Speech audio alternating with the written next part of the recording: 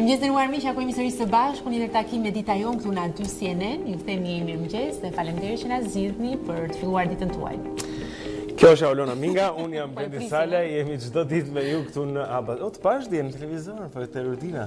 Po, faleminderit për fjalët e mira, e gjithë gjërat.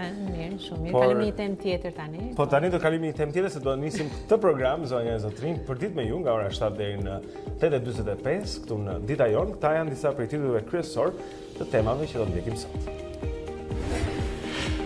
Bukuria e të qenit jo vetëm grua, por edhe suksesshme, ky ishte thelbi i konferencës ndërkombëtare Vlera e të qenit grua në shekullin e 21.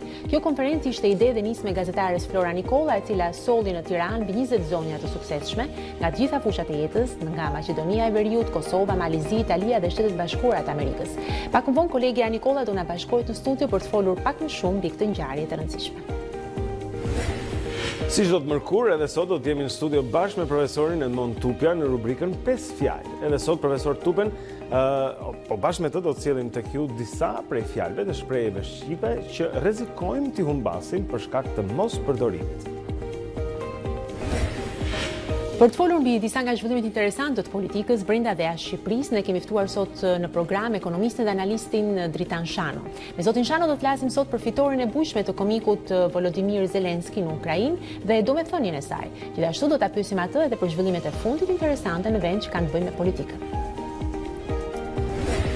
Gjërat fillojnë dhe bëhen më serioze për Volodymyr Zelenskin. Tani që do të jetë me vërtet presidenti i Ukrainës, vend shumë i madh, por mbas 73.2% të votave, zonja e Zotrin, të këtij komiku, i cili del nga një telefilm dhe ku në fakt bën presidentin. Tani do ta bëj vërtet president. Po, jeta përsërit artin në Ukrainë. Pyetja shtrohet tani edhe në planin shqiptar. E vërtet është, cili është personazhi i famshëm televiziv, i cili sipas jush mund të bëjë kryeministër një ditë? Kjo është pyetja që ne ju hedhim në faqen tonë në Facebook, në komunikimin ton virtual dhe duam të dim opinionin tuaj, i cili duhet thënë është ndjer mjaft gjatë mbrëmjes së djeshme, sepse ka patur jo pak komente dhe emra vërtet shumë interesant. Nga më të ndryshme, me secilëve edhe ti me qëra fjala. Edhe ti me qëra fjala. Por, shiko. Gjon, përderisa e bën ministri jashtëm do bëjmë gjithsesi. Përderisa e bën Zeleniski, pse mos e bëjmë edhe ne? Po, e vërtetë, shiko, ka diçka këtu që kjo është duke ndodhur vërtet. Ky është një skenar Ukrainës që ne po marrim aty, por është duke ndodhur vërtet atje. Dhe për te rasti që ky është një komik, ka edhe raste të tjera që tregojnë se si personazhet famshëm televiziv, fuqia e televizionit, kur ne jetojmë tani në atë që quhet shoqëria e imazhit shpesh. Për shembull, Donald Trump, një personazh i realitetit apo reality TV në Shtetet Bashkuara para se të bëj president, kështu që Beppe Grillo në Itali gjithashtu drejton një nga partitë më të rëndësishme atje. Pse jo lindja Ermal Mamashi, për shembull, i cili edhe ngjan, po themi, me Zelenski në një farë mënyrë. E vërtetë, mund të jetë një variant i ngjashëm, kështu që përgatituni sepse në politikë, jo vetëm në Shqipëri, por me sa duket në botë, mund ndodhi gjithçka dhe mund të përgatitemi që të zgjedhim edhe të tillë kryeministër në krye të vendit, megjithatë të shikojmë. Jo se këta që kemi janë më pak komike dhe më pak Jo, natyrisht, shiko, kemi humbur, po thonë që kemi fituar politikanë të këqij, po kemi humbur aktorë shumë të mirë në politikën shqiptare. Dakor, mirë. Tani është momenti të marrë informacionin e parë të ditës, do të lidhemi me Erion Dushin për të mësuar se çfarë ka interesante dhe cilat janë më të fundit e një dite më parë. Vinjem para Erionit tani.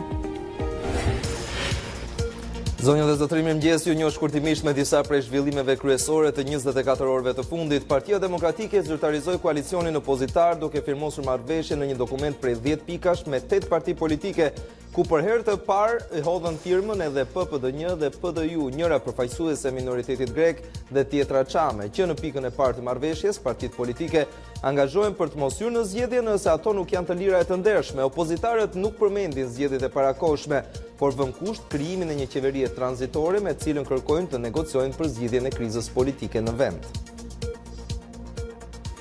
Mbi supet tona nuk qëndron thjesht dhe vetëm përgjegjësia e fitores në zgjedhjet e ardhshme, të lira dhe të ndershme, dhe pamundësimi të një tjetër krimi elektoral, por një mision shumë i madh, një mision kombëtar për të dhënë fund tranzicionit. Hapi pa negociueshëm mbetet largimi i Edi Ramës dhe një qeveri tranzitore. Astrid Patozi dhe demokratë të tjerë që u lanë jashtë nga listat e deputetëve të Lulzim Bashës formalizuan këtë të martë regjistrimin e gjykatë me rreth 4.000 firma të partisë Bindja Demokratike. Pastaj u drejtuan Komisionit Qendror të Zgjedhjeve për të nisur procedurën e regjistrimit në zgjedhjet e 30 qershorit. Në përfundim të procedurave administrative, Astrid Patozi përmes një statusi të gjatë në Facebook rreshtoi arsyet se pse duhen bindur demokratët. Me bindje që kjo parti nuk ka armiq, por vetëm kundërshtar, Patozi flet për 3 objektiva: zgjedhje të lira e të ndershme, zbutjen e polarizimit mes të parsurve dhe të varfërve dhe zhvillimin e qëndrueshëm ekonomik. Interpol Tirana ekstradoi drejt Italisë 28 vjeçarin nga Elbasani Bledar Ibrahimi, I cili u arrestua sepse ishte dëbuar nga përtej Adriatikut. Ai dyshohet të jetë përfshirë në organizata terroriste në Itali dhe Egjipt. Më 15 prill të këtij viti, Interpol në Roma e kishte shpallur në kërkim ndërkombëtar për pjesëmarrje në organizata terroriste. Ibrahimi shkoi në Bergamo të Italisë kur ishte 20 vjeç dhe prej asaj kohe bënte propagandë pro luftimeve të ISIS në Siri dhe Irak. Nëpërmjet një postimi në rrjetet sociale, ministri I Brendshëm italian Matteo Salvini falenderoi policinë shqiptare për arrestimin. Minatorët protestuan para kryeministrisë ditën e djeshme me kërkesën e vetme miratimin e statusit të minatorit që parashikon pension më të lartë dhe lehtësi të tjera për këtë shtresë shoqërore. Ata thanë se kanë sakrifikuar vite pune në tokë dhe pensionet që marrin tani nuk u mjaftojnë për të përballuar jetesën. Kjo protestë ishte spontane, por ata paralajmëruan për shkallëzim të saj gjatë ditëve në vijim nga sindikatat përkatëse. Autoritetet e Kosovës lanë të lirë të gjithë të kthyerit nga Siria. Kjo është bërë ditur nga Prokuroria Speciale për Radion Evropa e Lirë që saktësoi se 32 gra janë ende në hetim, që prej së shtunës ata mbaheshin në qendrën për të huaj në një fshat afër Prishtinës. Së fundmi në Kosovë u kthyen 110 persona të cilët dyshohen për pjesëmarrje në organizata terroriste në Siri. 74 prej tyre ishin fëmijë, ndërsa 4 burra, të cilët ndodhen në paraburgim, ishin luftëtar të ISIS. Kaq për këtë hapësirë të parë informative. Faleminderit për vëmendjen dhe bashkë ritakohemi pas 30 minutash. Faleminderit Erion. Mirë, shumë mirë. Tani është momenti të marrim një informacion tjetër të rëndësishëm për të takon motit.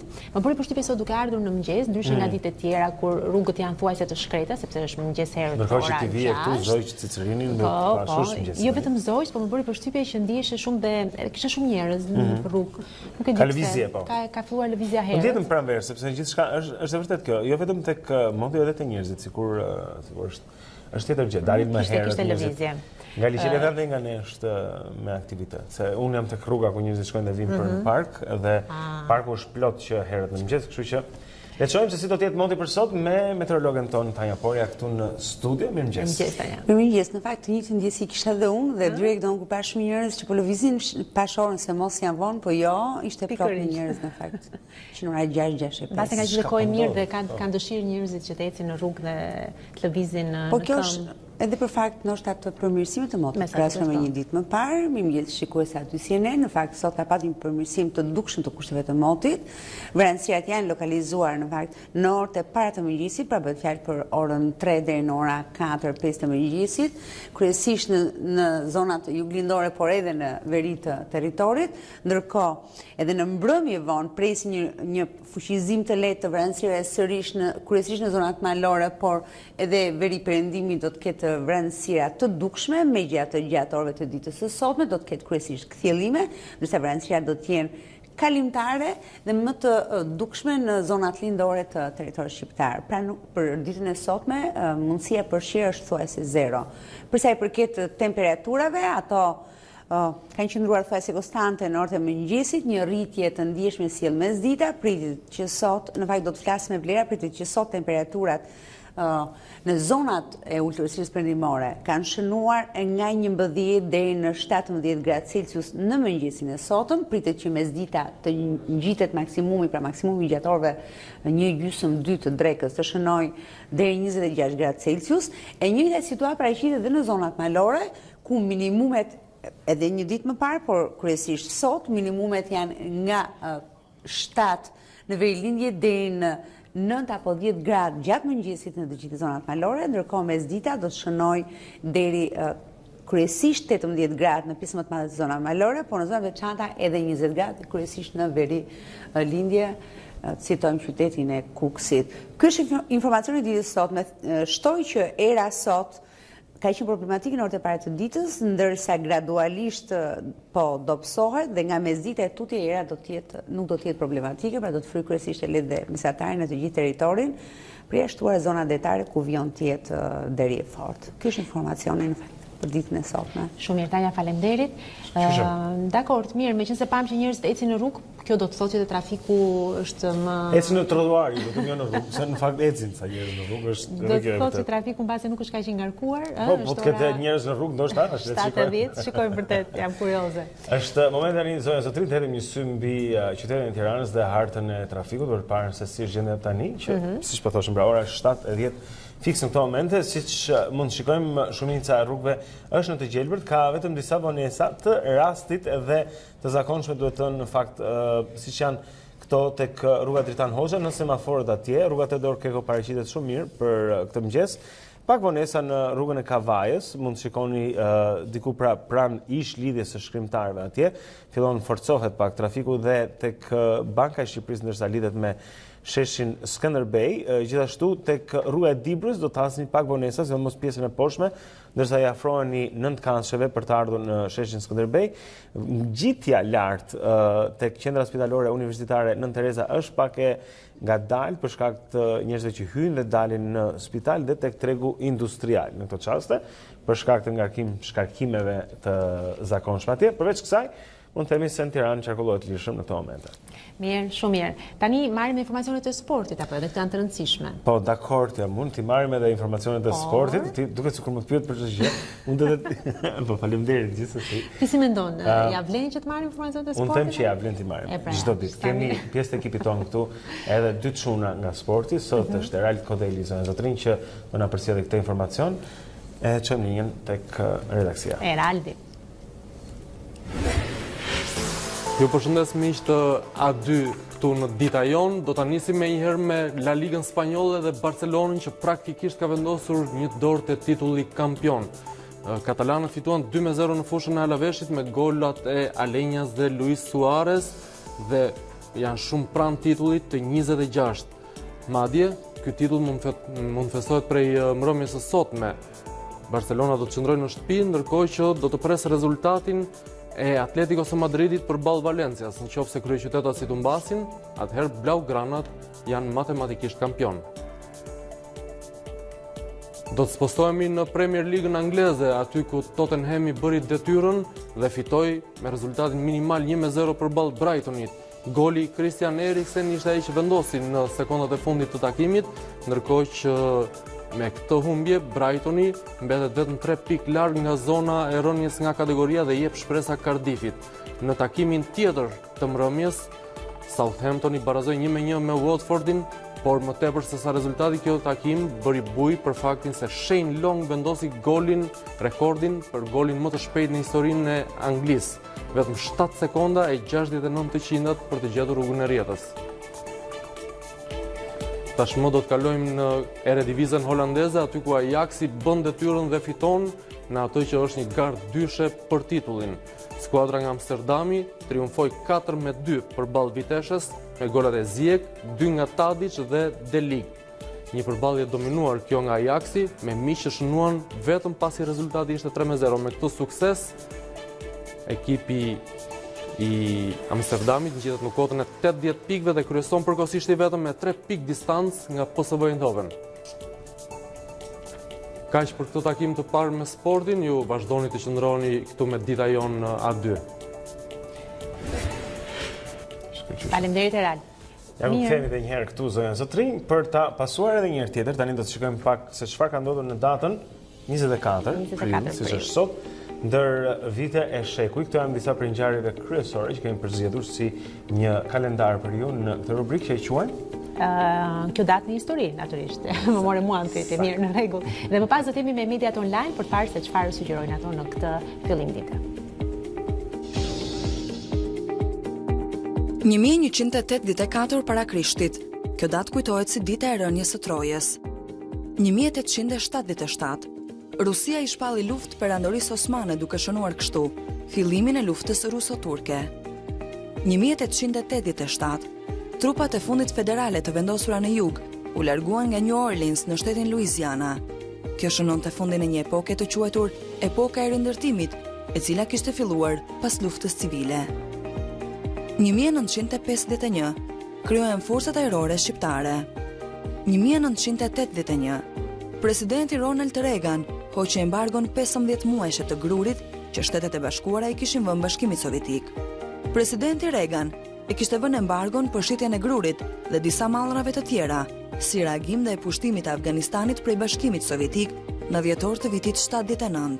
Po ashtu Reagan shkurtoi privilegjet e Bashkimit Sovjetik për të peshkuar në ujërat territoriale të Shteteve të Bashkuara. 2005, kardinali Josef Ratzinger u zgjodh si papa i 265 i Kishës Katolike, duke marrë emrin Papa Benedikti XVI. 1942 lindi në New York Barbara Streisand, laureate e 2 çmimeve Oscar, 9 çmime Grammy, 4 çmime Emmy.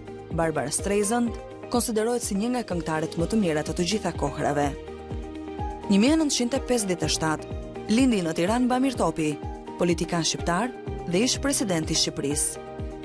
1960 lindi në qytetin e Memaliajt në Tepelen, aktori i humorit Agron Llakaj. 1968 lindi Hashim Thaçi, ai është presidenti 5 i Republikës së Kosovës dhe kryeministri i parë i Kosovës së Pavarur. 1982 lindi Kelly Clarkson, këngëtare amerikane.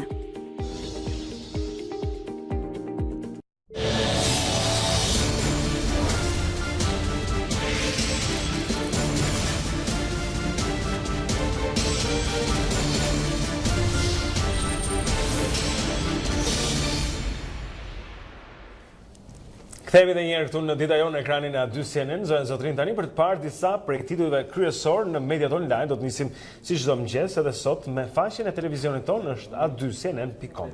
Po ja ku e kemi faqen a2cnn.com, ku në qendër të vëmendjes është grabitja në Rinas, ku policia arreston autorin e 5 të dyshuar, pra është një lajm që vjen në a2cnn.com. Arrestimi të dyshuarit si autori grabitjes në Rinas reagon Edi Rama.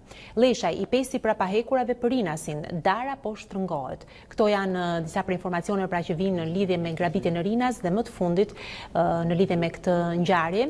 Ekstradohet në Itali ekstremisti nga Elbasani, inkurajonte luftimet e ISIS.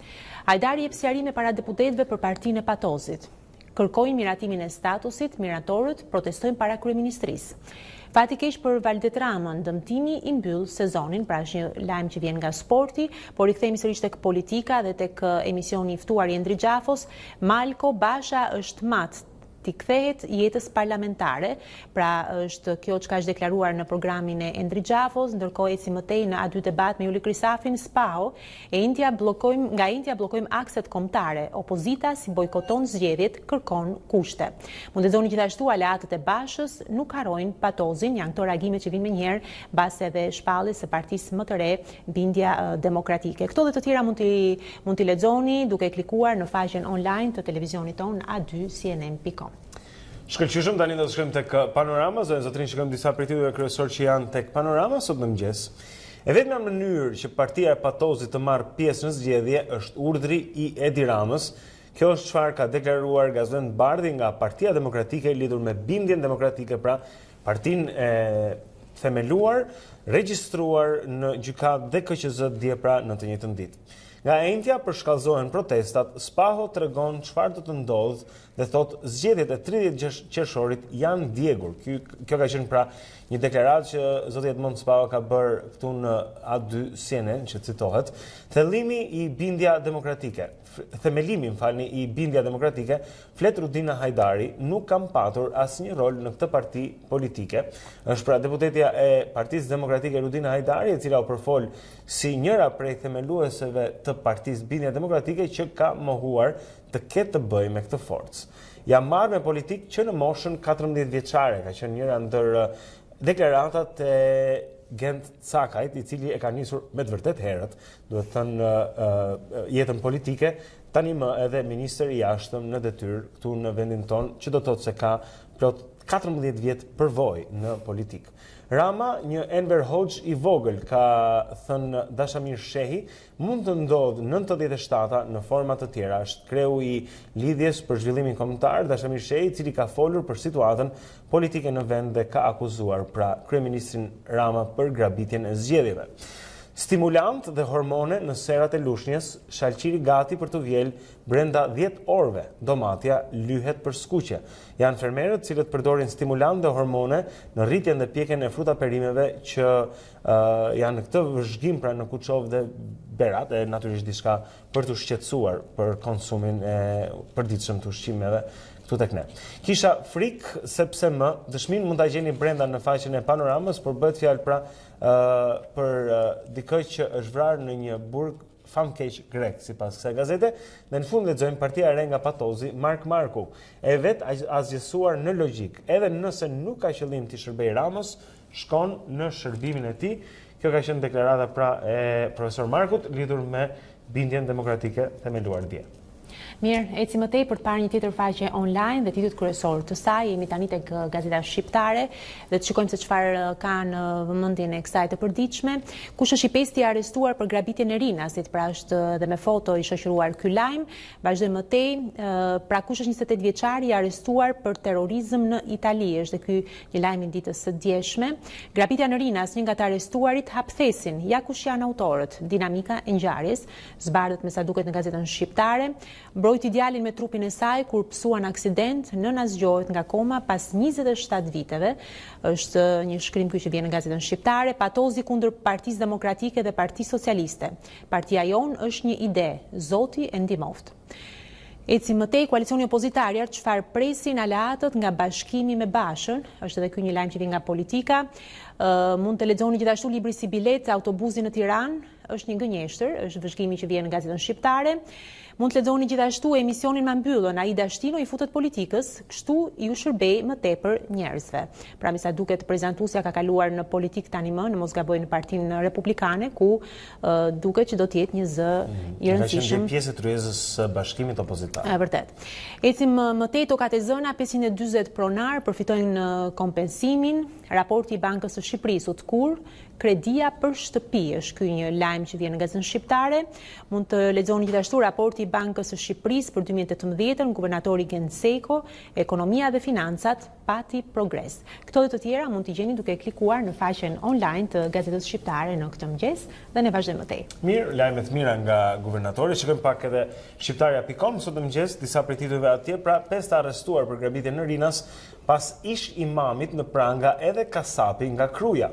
Veseli, myslimani radikali Krujës që u përzgjohet nga Al-Qaeda, pendohet i arrestuari. Unë modifikova furgonin hetimit tatimor.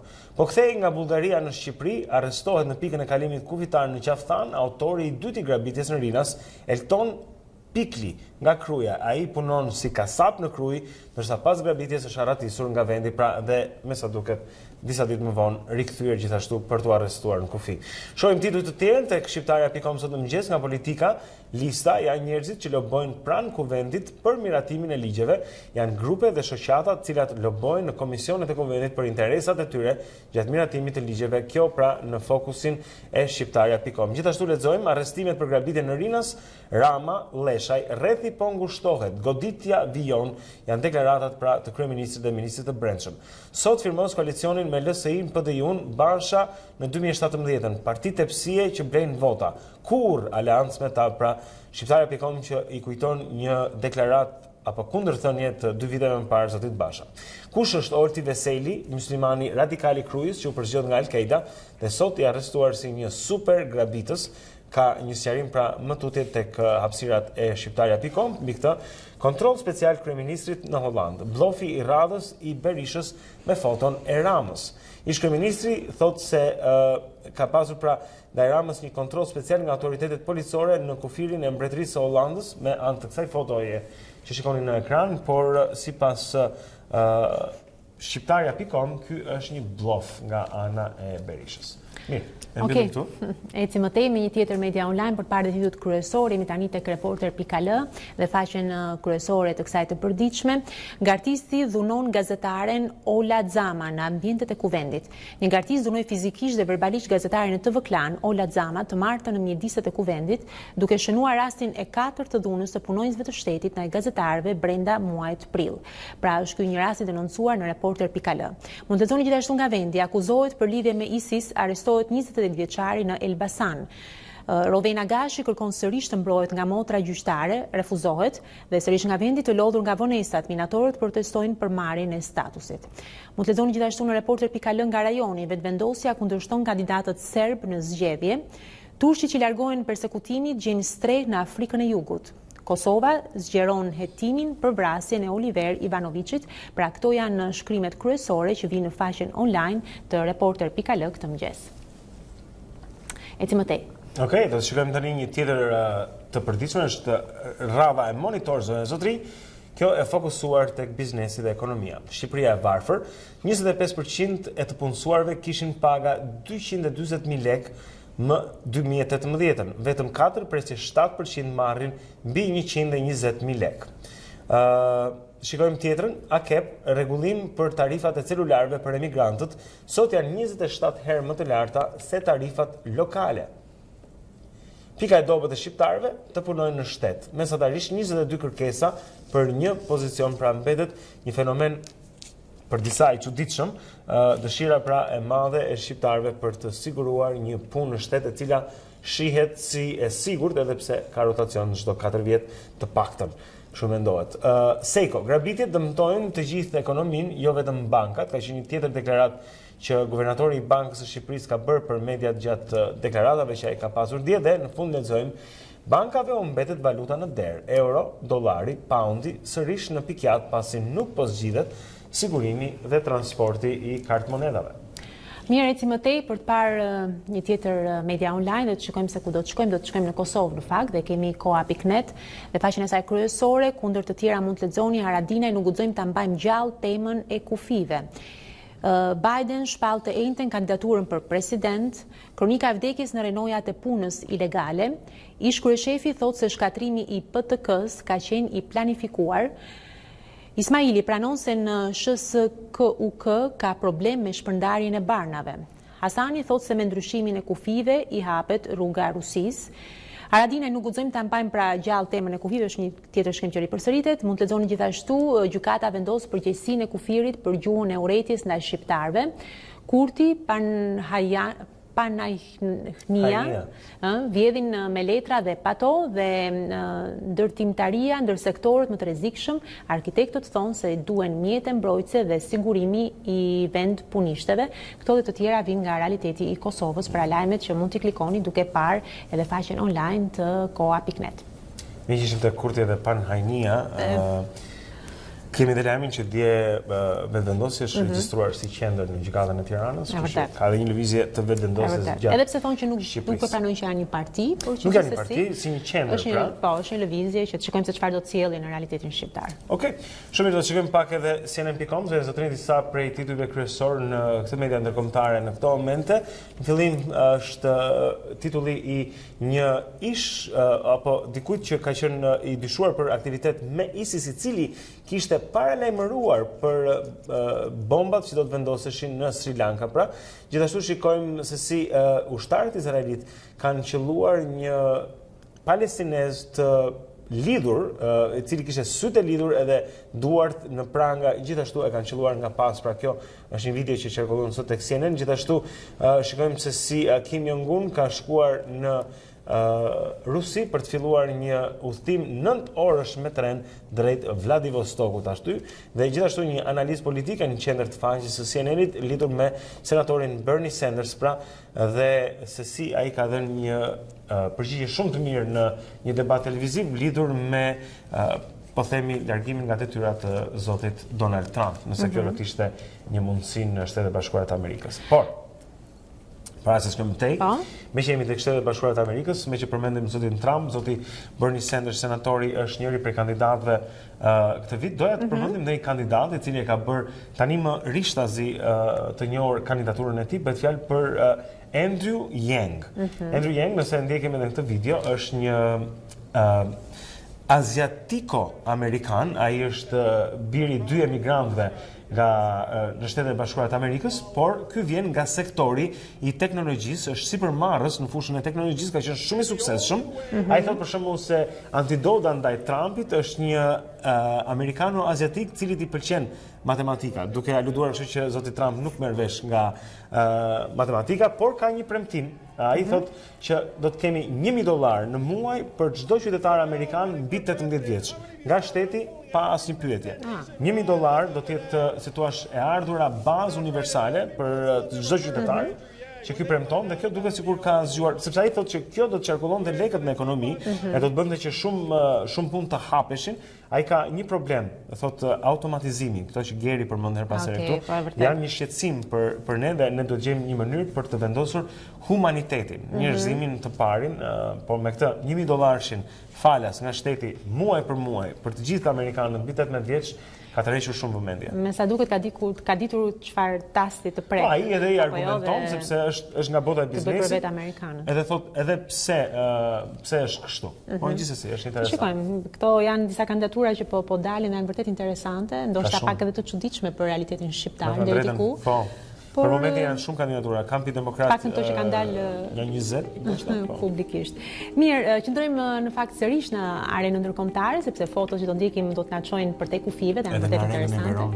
Edhe shumë mirë, do të shikojmë shumë kërshëri, do të thoshte profesorit Montupja, dhe më pas do të rikthehemi në studio për të folur për një konferencë e cila është mbajtur në Friul, për forcën e gruas, për vlera e të qenit grua në shekullin 21. Do të jemi me gazetaren Flora Nikolla, e cila ka organizuar dhe të kuptojmë se cilat kanë qenë qëllimet e kësaj konference dhe ku jemi sot me gratë në shekullin e 21. Më rikthehemi pas pak.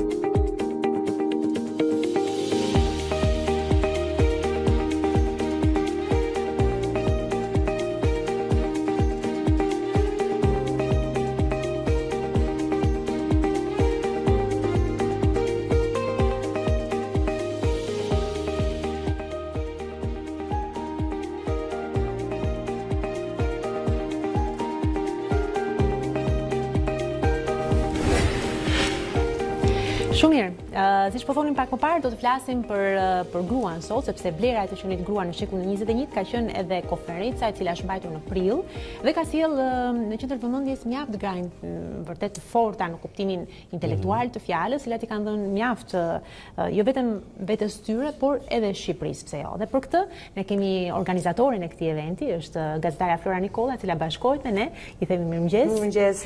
Edhe na tregoj diçka më shumë. Mëngjes të mbarë, ditë të mbarë, se jeni të parët që e hapni dhe sigurisht jepni energji edhe të reshikuzve për të vijuar ditën. Që uroj shumë suksese për energjinë që sillni në ekran. Faleminderit. Faleminderit. Me ty e kam më së shumë ti. Loran po jo. Me jemi te gratë. Më trego pak për idenë mbas kësaj konference. Pra, vlera e gruas shqiptare në shekullin e 21 ka lidhje edhe me kohën e natyrisht ka lidhje kryesisht me gruan si një vlerë. Unë ndihem mirë mbas organizimit të kësaj konference, sepse normalisht të gjitha energjitë që të gjitha zonjat e ardhura nga Shqipëria, nga ne, nga Kosova, nga Maqedonia, nga Marizi, nga Zvicra, nga Shtetet e Bashkuara të Amerikës, nga Italia, u bashkuan së bashku për të sjellë vërtet energji pozitive dhe për të qenë së bashku nga muaji prill, nga mesi muajit prill kur organizua këtë konferencë në Aleancën Globale të Gruas së Suksesit Shqiptar, një iniciativë që e ndërmori Albanian Excellence në fillim të këtij viti dhe që u konkretizua pikërisht me organizimin e kësaj konference, në cilën morën pjesë rreth 60 gra. Vinin nga Maqedoni Veriut, apo jo Nikol? Edhe nga Presheva, edhe ishte një, për mua ishte, se thua, lajmi i konferencës ishte edhe prezenca një gazetare nga Presheva, Arita Beluli, e cila drejton aty presheva.com, edhe është redaktor aty, është një nga gazetaret më të njohura në Preshev, e cila si të thuash sollin që ka të erën e Preshevës dhe njëkohësisht vëmendjen që ne duhet të kemi ndaj Preshevës. Kështu që për mua ishte shumë kënaqësi që ditën e kishim. Kishte edhe gazetarë të tjera, ishte Flora Drymyshi nga Radio Televizioni i Kosovës, ishte Shenida Beluli nga Bilali, më falni, nga Kroacia, është shumë e njohur atje në organizimin e Tautës shqiptare, producente, gazetare. Rëndësi ka që në këtë konferencë ato u ndjen mirë dhe ditën të tregonin ose të përçonin vlerat e gruas shqiptare në shekullin e 21, kërkesat që ne kemi, çfarë duhet të ndryshojmë. Dhe sigurisht ne do të jemi gjitha bashkë, duke qenë së bashku, mendoj që mund të jemi një zë i fuqishëm për kërkesat ose çdo gjë që ne duhet të realizojmë, duhet të kemi në këtë shekull, që është vërtet një shekull pragmatist, është një shekull i imazhit, është një shekull ku gruaja do të mbizotrojë, por që duhet të kemi shumë kujdes, dhe kjo u cilësua shumë në konferencë, për ta ruajtur qenësinë e gruas, thelbin e saj të qenit femër, sepse duke i qenë në këtë shekull pragmatist të vrapimit, ndonjëherë gruaja haron jo imazhin, sepse kujdeset për të, por ruajtjen e vetes së saj. Nuk mund të punojë një grua të dalin që në mëngjeset të kthehet në darkë në shtëpi. Do të thonë të gjitha këto gjëra u evidentuan në konferencë. Por normalisht është çik më ndryshe, por vërtet shekulli 21 që është përcaktuar njëkohësisht dhe shekulli i gruas duhet të bëj mbikalime të cilat duhet të forcojnë jo vetëm figurën e saj, por edhe ta ruajnë atë. Ky është edhe mesazhi që do të ndam në këtë konferencë. Cila është figura e gruas shqiptare sot, Flora, nëse mund të thonim, për shembull, imazhi i gruas shqiptare sot në 2019, çfarë përfaqëson më mirë atë? Imazhi i gruas, mendoj, është një grua që vrapon, një grua që do të ketë personalitetin e saj, të jetë vetja. Edhe kjo sigurisht e bën çik më të vështirë atë që thash dhe më parë, qenësinë e saj për të ruajtur si organizëm, si thelbi i ndërtimit të një shoqërie. Por është një grua që ka ndërtuar themun personalitetin e saj, që kërkon nga vetja, që do të jetë dikush, dhe unë them për këtë gjë ajo duhet përshëndetur. Në fakt, flasim për gruan e shekullit të 21, dhe jemi akoma, nuk e di, për të njëjtat gjëra që ngre zërin gruaja që jeton në Europë, për të njëjtat gjëra ngre zërin dhe gruaja shqiptare. Si qëndrojmë në raport me gratë? Në organizimin e kësaj konferencë nga Albania Excellence e quajtëm konferencë ndërkombëtare dhe ndonjëherë më vinte për të qeshur sepse në këtë konferencë normalisht kishte vetëm shqiptare. Por ato kishin nacionalitete, pasaporta të vendeve të ndryshme. Kishim një kirurge për shembull nga Italia, e cila bën pjesë në një grup mjekësor robotik në Itali, do më të paktën që bën operacione ndërhyrje kirurgjikale nëpërmjet robotit. Por ajo kishte pasaport italiane, do të thënë, këto dyzimet që ne kemi si shqiptar, është pa ta sjellë një përvojë të huaj, në këtë sens është totalisht ndërkombëtare, si konferencë. Sigurisht, prandaj po të thonë që të kesh shqiptarë ta quash ndërkombëtare, kjo është ironia e jetesës së shekullit e 21, ku unë i referoj gjithmonë Isabel Allende's në këtë pjesë kur thotë që nuk ka më familje tradicionale, por ka familje në vendin ku jetojmë, sepse vërtet ato duke jetuar dikush në Amerikë dhe familjen duke pasur në Europë, sigurisht ato krijoi familjen rrethanore atje. Kështu që megjithatë ato të gjitha zonjat që ishin pjesëmarrëse u ndjen mirë dhe besoj që do të ketë jehon më pas. Unë i rëndoj pikërisht faktit që nuk një diçka mbaron, fillon aty ku mbaron. Kështu që edhe kjo konferencë vërtet mbaroi, po unë them që tani do filloj. Dhe më një herë reaguan për shembull një vajzë nga Deçani, kërkoi që të organizojë atje sepse pati një rëndësi shumë të madhe dhe pjesa e grave dënuara. Dhe unë them që rëndësia e kësaj konference ishte që u prezantuan të gjitha shtresat e zonjave të grave, nga ato më maksimale, të më thënë të një nivelli shumë të lartë, siç është për shembull, siç ishte prezenca e zonjës Pacolli aty, drejtoresha e Fondacionit Ibrahim Kodra, e cila ishte prezente, ashtu dhe të përdhunuarat e luftës së Kosovës në vitin 1999 që ishin prezente, e para Buqa, që trasë me dashuri, që ka bërë prezente historinë e saj të përdhunimit, ishte në këtë konferencë. Do me thënë, ekzistenca e shumë botëve, edhe shumë kontrasteve, krijoi dhe atë larmin që të gjithë të ishin, sepse ne si gra në përgjithësi jemi dhe një çik që nuk kemi shumë durim, por ato qëndruan 12 orë në konferencë, filluan të... Në konferencë dhe kanë 12 orë. Pa, rinë, sepse ishte pikërisht kjo larmia që ishte përcaktuar për të folur, ose për të qenë që ato i detyroi që të kishin shumë kërshëri për ta ndjekur konferencën. Ka një mit, ka një, po themi, ide që gratë ndaj grave ndonjëherë janë më të këqija se ç'duhet. Edhe gratë në Shqipëri ndaj grave në Shqipëri, është e vërtetë kjo? Është e vërtetë, po mua prandaj jam ngazëllyer për këtë konferencë se pikërisht këto gjëra u shkrin. Domethënë se krijohet një situatë ose energji e vërtetë edhe shkrihen këto, zhduken. Edhe unë kujtoj për shembull Vera Bekteshën, një personalitet, domethënë është zonjë që bën Shqipërinë, është shpallur nga Albania Ekselencitin e kaluar, në momentin që Buqa po tregonte historinë e saj të përdhunimit, Vera u çua me një emocion dhe dashuri të jashtëzakonshme dhe tha që më ke tronditur, po unë dua të përqafoj. Dhe kishte emocione shumë veçanta kjo konferencë, që vërtet i theu ato bariera që mund të ekzistojnë ndonjëherë midis të qenurit femër, si sekundur jemi ne, çka ka veshur, si është veshur, si po flet, do të këto gjëra janë normale dhe janë njerëzore. Por që unë si organizatore mendova që këto u ka përthyen, u larguan nga kjo konferencë. Do të pyesja për Albanian Excellence, që të kemi këtu, se di që ka dhe një organizim, keni një organizim që synon që deri në fund të vitit për atë. Ashtu që ke vështirë dhjetor, ndoshta do të flasim, do kemi mundësi të flasim. Mund ta thuash pak dy fjalë për atë? Është një sfidë shumë e madhe që kemi marrë përsipër, sepse është i pari çmim që do të jepet gruas mbar shqiptare dhe jo vetëm. Titullohet Zoja që bën shqiptarin dhe do të përfaqësohen këtu jo vetëm shqiptarin, domethënë gratë e Kosovës, Maqedonisë dhe Çamërisë, por edhe ato të pak të diasporës. Domethënë por duke qenë çmimi i parë, them që në këtë lëm, në këtë fushë, them se është shumë e vështirë dhe juria që është e përbërë nga gazetar të njohur të medias shqiptare do ta ketë çik të vështirë, por unë kam besim edhe dëshirë që gjykimi i këtyre gazetarëve të jetë të tregoj pjekurinë që kemi ne si gazetarë, se jo pak herë ne paragjykohemi ose dënohemi nga opinioni, kështu që kjo është shumë e vështirë, por edhe shumë e denjë për të treguar pjekurinë që kemi ne si gazetarë. Shumë mirë, pra është vërtet çmim që do të ketë jahon, them, dhe do të zgjidhë një kast të grash të cilat do ta marrin të çmim për kundrejt prezantimi që do të bëjnë atë për të marrë të çmim. Pra nuk është për të marrë një nderim, vërtet që mund të marrë dikush një nderim. Problemi është se çfarë sjell ai në shoqëri. Nuk është vetëm medalja ose nderimi që i bëhet atyre, por çfarë platforme sjell në fushën e vet ajo zonjë të marrë titullin zonjë që bën shqiptarinë.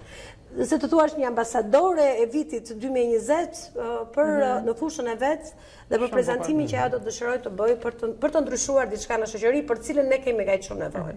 Pra ky është, le të themi, aktiviteti i radhës menjëherë që vjen në dhjetor për cilën ti po punon edhe e di që po punon shumë fort. Pra mbas konferencës ndërkombëtare për vlerat e çunit grua në shekullin 21, Flora Nikola do të vijë me Albanian Excellence dhe me një çmim vërtet tepër special që me siguri do të kemi mundësi të flasim edhe përpara edhe këtu në emisionin ton për të pasqyruar dhe për të kuptuar më shumë cilat janë këto gradë dhe pse e meritojnë këtë çmim.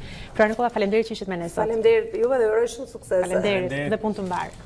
Zotërin, do të lëvizim më tej tani, do të shkojmë edhe një herë tjetër në redaksionin e lajmeve shumë shpejt për të marrë disa prej të dhënave të fundit bashkë me kolegun tonë Erion Dushin. Dua të kujtoj edhe për pyetjen që kemi hedhur sot në Facebookun tonë, është interesante, është edhe pak komike, do të lexojmë disa prej mesazheve të cilat kanë qenë të shumta, apo ju mund të sillni dhe të tjera të freskëta tani.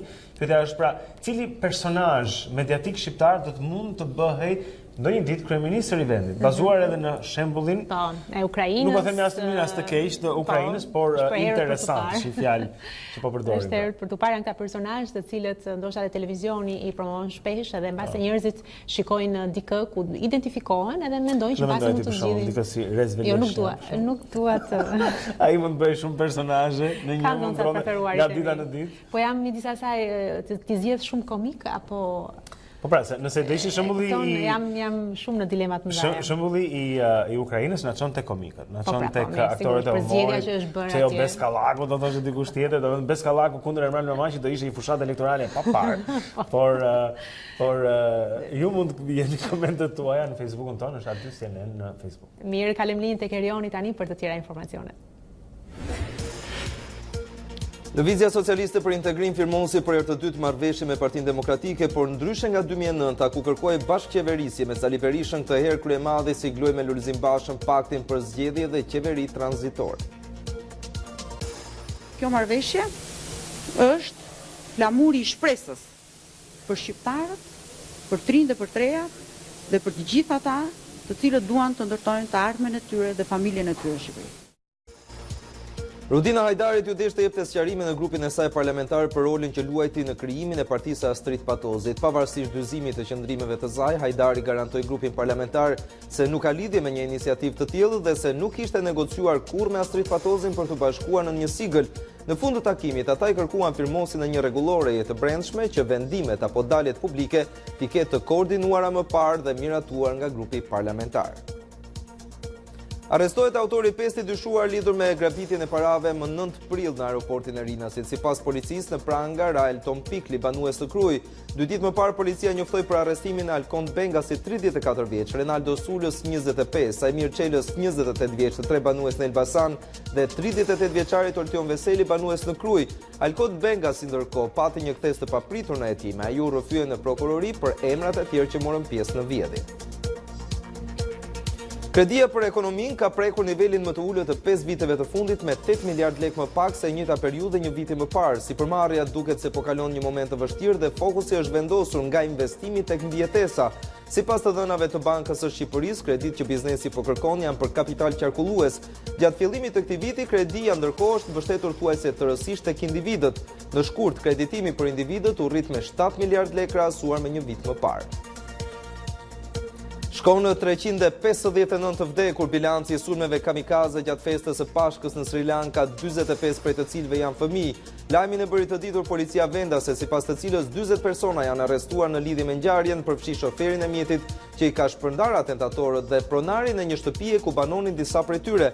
Nëpërmjet një deklarate në internet, sulmin e ka marrë përsipër Shteti Islamik ISIS, i cili thotë se në qendër të sulmeve do të jenë të krishterët dhe vendet që bombarduan territoret islamike, por pa dhënë prova konkrete të përfshirjes në sulmet e së dielës. Ishte gjithçka mbi informacionin. Faleminderit për vëmendjen dhe mirupafshim. Faleminderit Erion për informacionet që na dhe me që ishim tek pyetja pak më parë, jemi duke shfletuar disa prej komenteve që janë vërtet të shumta. Pra pyetja është zotrin, cili do ishte personazhi i njohur që ju mund të shihni si kryeministër të Shqipërisë, ja se s'keni shkruar ju. Një sekond, sepse pra, ka përgjigje shumë interesante dhe dua. Ina do Flor Mumajesin për kryeministër. Dikush thot Lek Plepin kryeministër. Lek Plepin pse jo? Kishim haruar. Reshat Arbana është propozimi që na çon Besimi sot në mëngjes, ndërkohë që Jorida shkruan Adi Krasta. Gjoni na shkruan është Julian Deda, i vetmi që është aktiv në politikë dhe në sken, është një tjetër preferencë. Dikush tjetër thot për mua janë këto tre personazhe, Mirush Kabashi, Medi Malkaj dhe Marin Mema, janë personazhe që preferohen nga të gjithë njerëzit pa dallim partijak. Nuk e di çfarë mendonte Marin Mema për këtë, po gjithsesi e përshëndesim. Me diu zonë. Jo se Marinin e kam përmendur disa, ëh. Është vërtet Marin Mema. Marin Mema seriozisht se nuk i diet asnjëherë. Nga ky sondazh Marin Mema bëhet kryeministër. Ky është me qira fjala, dikush tjetër thot Agron Llakaj. Duan Aldon në TV Klan që të bëhet kryeministri i vendit. Ka nga ata që kërkojnë Andrea në dupleksit, Iva Aliko, gjithashtu, dhe Dritan Shako Hoxha, natyrisht mund të ishte. Edhe Iliriani thot nga 2 CNN, 1 Aulona kryeministre, 2 Blendi Zëvendës kryeministër dhe ministër i jashtëm. E pranon? Ja, s'pranoj, o bën car ose s'ka fare. Ç'është kjo? Car, si në Rusi. Po. Kështu që po tash mund vendosim kushte me që duan. Jo, mirë, kryeministët mund bëjnë, po car e kanë çiksit vështirë. Është vërtet. Mbas revolucionit këto gjëra janë kështu edhe të rrezikshme madje. Sa zotrin, tani është koha për të marrë motin, bëhemi pak më serioz kur vjen puna tek moti dhe paraqitja e tij për sot në kontinentin evropian dhe në rajonin ton, Tanja Porena ndihmon me këtë. Po prej disa ditësh në fakt vijon e njëjta situatë pak a shumë në Europën Jugore, gjatë ditës së sotme, situata është zhvendosur kryesisht në perëndim, kemi gatishturin iberik i cili prej 4-5 ditësh vijon në kushtet e vranësira dhe rreshje që her pas here kanë qenë rreshje intensive dhe me stuhi të forta ajere. Aktualisht janë zhvendosur edhe në pjesën brigjit perëndimore të Europës, duke përfshirë jugun e Britanisë, e ishujve britanik, një pjesë të madhe të Spanjës. Sigurisht që vijon me zëdheu qendror të jetë me vranësira dhe me rreshje shiu. Më të lokalizuar rreshjet për sa i përket me zeut janë në zonën e Alpeve, pjesërisht dhe pasaj veriu i Italisë. Kemi më pak rreshjen e hapësirën detare të mesdheut, ndërkohë është përmirësuar situata në gatishturin e Ballkanit, pasi gjatë ditës së diel dhe të hënës ne kishim brigjit perëndimor të Ballkanit, aktualisht gjatë ditës së sotme ka vetëm vranësira dhe vetëm zonat e izoluara ku ka rreshje. Vijon të dominoj monti i kthjellët dhe relativisht i freskët do thosha, mbase është në kushte normale termike kjo zonë e Europës, veriu, pjesa më e madhe e qendrës, si edhe thuajse gjithë zonat lindore, të gjitha zonat lindore të Europës janë kryesisht me më të kthjellët. Temperaturat vijojnë me rritje të lehta në të gjithë kontinentin, janë fokusuar anormali termike, pra nxehtësia më e madhe është fokusuar në perëndim, pjesërisht në qendër, por edhe në juglindjet e Europës, ndërkohë ka një rënje të ndjeshme, ashtu siç ne kemi thënë dhe ditën e hënë, ka një rënje të ndjeshme të temperaturave pikërisht në ekstremin në jug perëndimor të Europës, duke përfshirë i gjithë gatishulli iberik dhe një pjesë e Francës, e jugut të Francës. Kjo anomali gradualisht, por shumë gradualisht, do zhvendoset drejt mesdheut perëndimor dhe mbase ditët e para të majit mund të udhtoj drejt lindjes duke ardhur edhe shumë pranë brigjeve shqiptare. Ky është informacioni i motit për rajonin e Ballkanit, i cili paraqitet kryesisht i kthjellët dhe vetëm në zonë veçanta me rreshje, temperatura të larta në të gjithë Ballkanin, por edhe për kontinentin evropian, i cili dominohet nga kthjellimet në pjesën më të madhe të tij, përjashtuar perëndimin e Europës, i cili është me vranësira dhe her pas here me stuhi. Kjo është informacioni. Faleminderit Tanja. Kthjellime në Madrid, por stuhi në Minsk, zonja e zotrin në Bielorusi. Dhe pse ta përmend Minskun, sepse profesori na tregonte që kishte marrë disa komente nga shikues që kemi në Bielorusi. Profesor Edmond Tupja. Edmond Tupja, po, i cili do të jetë me ne në studio mbas pak zotrin, në atë rubrikë që quhet 5 fjalë, por ai kishte marrë komente pra nga të njohur të vetët që na ndiqnin nga Minsku. Po, sepse këtë mund ta themi edhe për teleshikues që ndoshta nuk kanë mundësi të na ndjekin në korale, por në kanalin tonë YouTube në her pas here dhe në faqen e dyqësienit mund të shikoni edhe fragmente nga emisioni me të ftuarit që ju pëlqejnë më tepër dhe që keni dëshirë të rishikoni apo nuk keni patur mundësi se një zgjuar vonë, mund të klikoni në faqen e dyqësienit dhe të shikoni pra fragmente nga emisioni ynë dhe jo vetëm nga emisioni ynë, por gjithçka që transmetohet nga dyqësienit. Shkëlqyshëm. Mirë, shkojmë pak tek harta e kryeqytetit në këtë moment, shikojmë se si është situata në Tiranë, zonën zotrin, dhe duket e ngarkuar me trafik në këto çaste, por shikojmë se hyrja në Tiranë tek rrethrotullimi i Shqiponjës është shumë e vështirë, edhe dalja gjithashtu nga rruga Dritan Hoxha, trafiku atje është shumë i rënduar, për këtë arsye është edhe rruga Lord Byron, pra është rruga që lidh spitalin e Ushtarak, si që quajmë me rrugën e Laprakës, rrugën Dritan Hoxha, gjithashtu e ngarkuar Don Bosco ndërsa vjen Unaz për shkak të vonesave atje. Rruga Teodor Keko paraqitet pak më mirë se zakonisht tani në mëngjes, pra Unaza e madhe e Tiranës. Shikojmë që ka trafik në rrugën e Kavajës, ndërsa i afrohesh qendrës bëhet gjithmonë më e ngjeshur. Gjithashtu ka trafik edhe ngadalësim tek bloku Vasi Çantët dhe bloku 21 dhjetorit në rreth rrotullimin e Zogut Zi ka trafik si zakonisht. Shohim se rruga Fortuzi që lidh bulevardin Zogu i Parë me rrugën e Durrësit është e ngadalt, rruga Fortuzi pra ndërsa vjen tek rruga e Durrësit është shumë e ngadalt. Shohim gjithashtu se ka ngadalësime në rrugën e barikadave, sipër rruga Siri Kodra gjithashtu ka vonesa në daljen në Unaz. Shohim se rruga e Dibrës, zbritja që nga qendra spitalore universitare Nën Tereza deri tek Nëntkaçet është nga dalë në të dyja drejtimet, edhe rruga Kongresi Manastirit tek pediatria, e gjithashtu rruga Hoxha Tasim dhe rruga Xhenfize Keko që zbresin pra nga lindja për në qendër qytetit janë ngarkuara. Unaza është e ngarkuar nga Bryli deri tek rruga Elbasanit, tek zona pra e Ministrisë Jashtme ka ngarkesë dhe ngadalësim, e gjithashtu rruga Elbasanit, zonja zotrin, që nga qyteti Studentit deri në daljen në Unaz do të keni pritje dhe zvarritje, nëse mund ta quajmë kështu, në atë rrugë. Tani është një trafik i ngjeshur. Mirë, shumë mirë, kjo ishte dhe situata e trafikut në këtë moment. Tani do të marrim dhe të tjera që vinë nga sporti, do të lidhemi sërish me sudën e lajmeve. Kemi atje Eraldin si ditën e sotme, pra është ai që do të na shoqërojë në këto informacione sportive. Kalojmë një herë linjë për të marrë vesh të tjera që vinë nga sporti. Gola.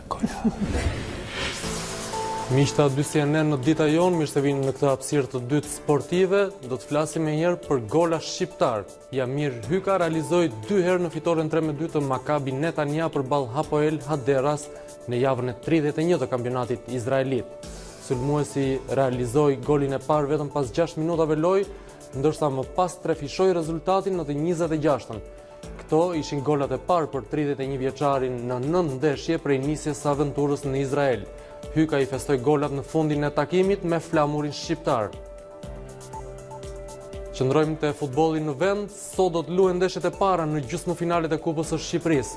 Pas shortit të hedhur, goglat vendosën përballë skuadra me objektiva të ngjashme në këtë sezon, por që synojnë ta mbyllin edicionin me trofe dhe të luajnë në Kupat e Europës. Kuksi dhe Skënderbeu do të luajnë në një finale të parakohshme ndërmjet 2 skuadrave që këtë vit janë shumë larg garës për titullin. Në takimin tjetër gjysmëfinal, luftëtari do të luajë me Tiranën. Të dy ekipet luftojnë për mbijetesën në kategorinë superiore, por kërkojnë edhe kupën për të patur mundësinë që të luajnë në Europa League. Te Kuksi e cilësojnë kupën si shpëtimin e sezonit, këtë e ka të qartë trajneri Ernest Gjoka dhe sulmuesi Reginaldo. I dëgjojmë çfarë kanë thënë ata për parandeshjes me Skënderbeun, ku do të jenë se ekip pritës në stadiumin e Kamzës. Ndeshje shumë e rëndësishme sepse për vetë objektivat që ka klubi. Duke pas parasysh në kampionat kemi një largësi nga vendi i parë, e gjithë përqendrimi jonë është kthyer ke kupa. Presidenti i gjithësi nuk kërkon gjë tjetër veç të heci përpara dhe të shkojnë në finale të Kupës së Republikës. Kuksi do të fitojë gjithçka, por me diferencën prej 10 pikësh titulli është më i vështirë. Skënderbeu është një skuadër e fortë, por dua të fitoj trofe në Shqipëri dhe tani kemi një trajner fitues. Kupa dhe kampionati në harkun e 72 orëve, Tirana do të luajë një pjesë të rëndësishme të sezonit me sfidat vendimtare përballë luftëtarit. Për Ardian Memën, Bardhë dhe Blu do të luftojnë në të dyja frontet me trajnerin që nuk e pranon paralelizmin e një situate të ngjashme me 2 vite më parë, kur Tirana fitoi kupën, por nga kategoria. Jo, neve po mendojmë për të dyja, sepse të dyja kanë atë vlerën e vet. E para ka pjesën që na çon drejt finales, e dyta është për pjesën e mbijetesës. Nëse shikojmë ekipin e Tiranës si luan, mënyrën se si luan, edhe nëse ka diferenca me kundërshtarit mund ma thoni, por që mendoj që nuk kemi diferenca në lojë fare. Tirana nuk është se ka bërë atë që ka bërë vitet e shkuara që nuk ka fituar për 13 ndeshje. Neve kemi fituar ndeshjet. Kaq për këtë hapësirë të dytë sportive, ju falenderoj për vëmendjen. Shumë faleminderit Real për gjithë informacionin që vinte nga sporti. Zonja e Zotrin, tani shkoja për të parë edhe një herë disa prej imazheve të cilat kanë shënuar ditën e djeshme në gjithë botën. Këto vinë nga agjencitë dhe fotoreporterët më të njohur në botë. I ndjekim së bashku dhe kthehemi këtu në studio bashkë me të dashurin e gjuhës shqipe, dashnorin do të thoshte ai Edmond Tupen. Gjithë presin me kënaqësi profesor. Me kënaqësi dhe ajo që më vjen shumë mirë është sepse jo vetëm me këshëri për të mësuar se cilat janë këto fjalë, por edhe nga vetë gazetarët, nga kolegët tanë, mua më vijnë gjithmonë mesazhe, edhe në këtë moment për shembull po komunikoj me një kolege e cila më thotë pyet e profesorin po për këtë fjalë, në mënyrë që të jenë sa më të saktë dhe ndoshta ne mund të marrim në disa pyetje nga publiku për gjëra që ata donin të dinë, po themi të barazvlefshëm në shqip, të një fjale që e përdorim gjithsesi si të huaj, e çfarë do të ishte ajo, pse jo? Kështu që vionit komunikon. Po çka di në ndërtesë un polia emrin për tek recepcioni, emrat e njerëzve që do të ishin ftuar sot. Ka krijuar fansët e tij. Mirë, presim mbas pak fotot, pak minuta publicitet, po. Dhe do të jemi me profesor Tupen këtu në studio.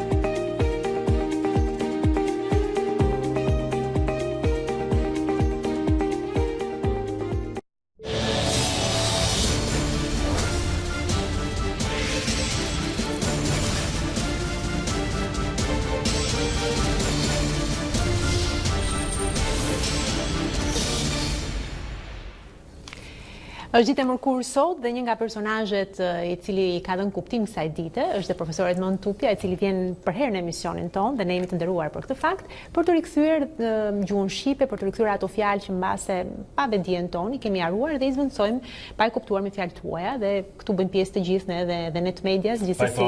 Kështu që është momenti tani për të mësuar dhe pse jo edhe për të mbajtur shënim, ajo profesor.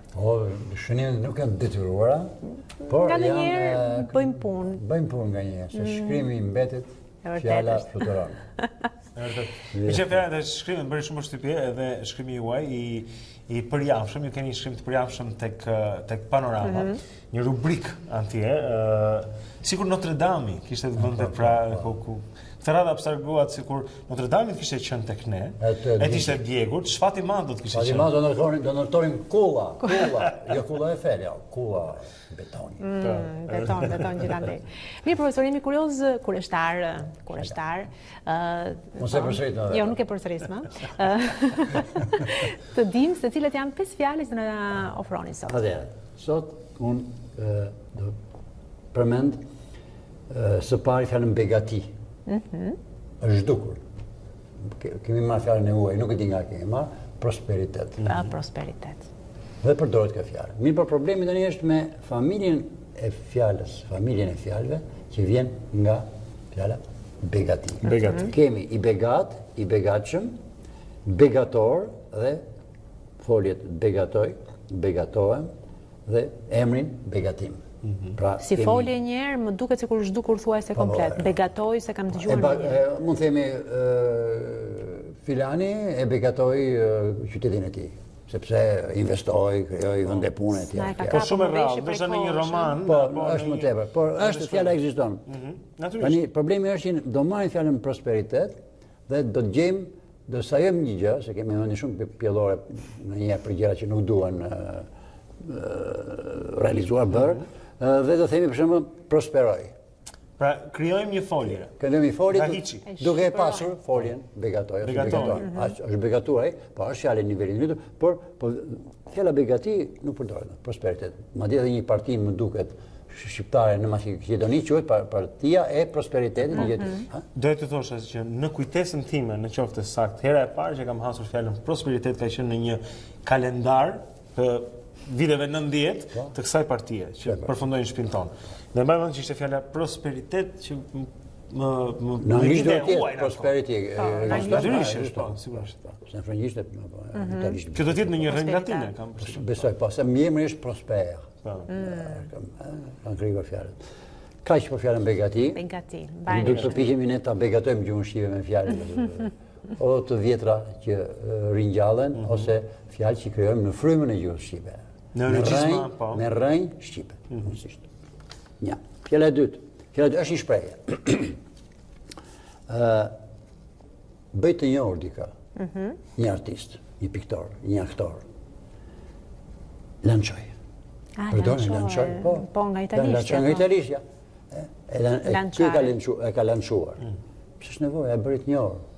Kur ai fjalë në fakt në kuptimin e saj të parë, edhe në italisht, po edhe në anglisht ka të bëjë me lëshimin e një hedhjeje rakete, po, me një forcë, një trysni e madhe që shkon për lart. Për të ruajtur origjinën e zanafillan e imazhin, pra, fillestar, mund të themi ky e nxori në orbit. Mund ta themi, po mund ta thosh një krim si krim të rastit, jo ta futesh në fjalor sepse kemi e bëj të njohur, e bëri të njohur. Ndërkohë që në Kosovë e kam lexuar që kjo bëhet me s, lansoj. Kjo e njëjta fjalë pra e huaj, ndërkohë që në Shqipëri përdoret një version më italisht me sh, lançoj. Të dyja është fiks në funksionin e asaj fjale. Mishi huaj. Të dyja asnjëra prej tyre nuk ka lidhje. Për shembull, në rastin se flitet për shembull kur u lançua një këngë, që ka të bëjë me publikimin apo me nxjerrjen thjesht të një këngë të re, domethënë, por quhet lançimi i një këngë apo lançimi i një produkti të ri, në gjuhën komerciale shumë me përdorur kjo. Tani këtu ka një problem, sepse lançim nuk kemi si bëj të njohur si. Këtu do ta vrasin mendjen gjuhëtarët kur propozojnë. Një fjalë shqipe që për të thënë lançimi i tij që kreti papritur.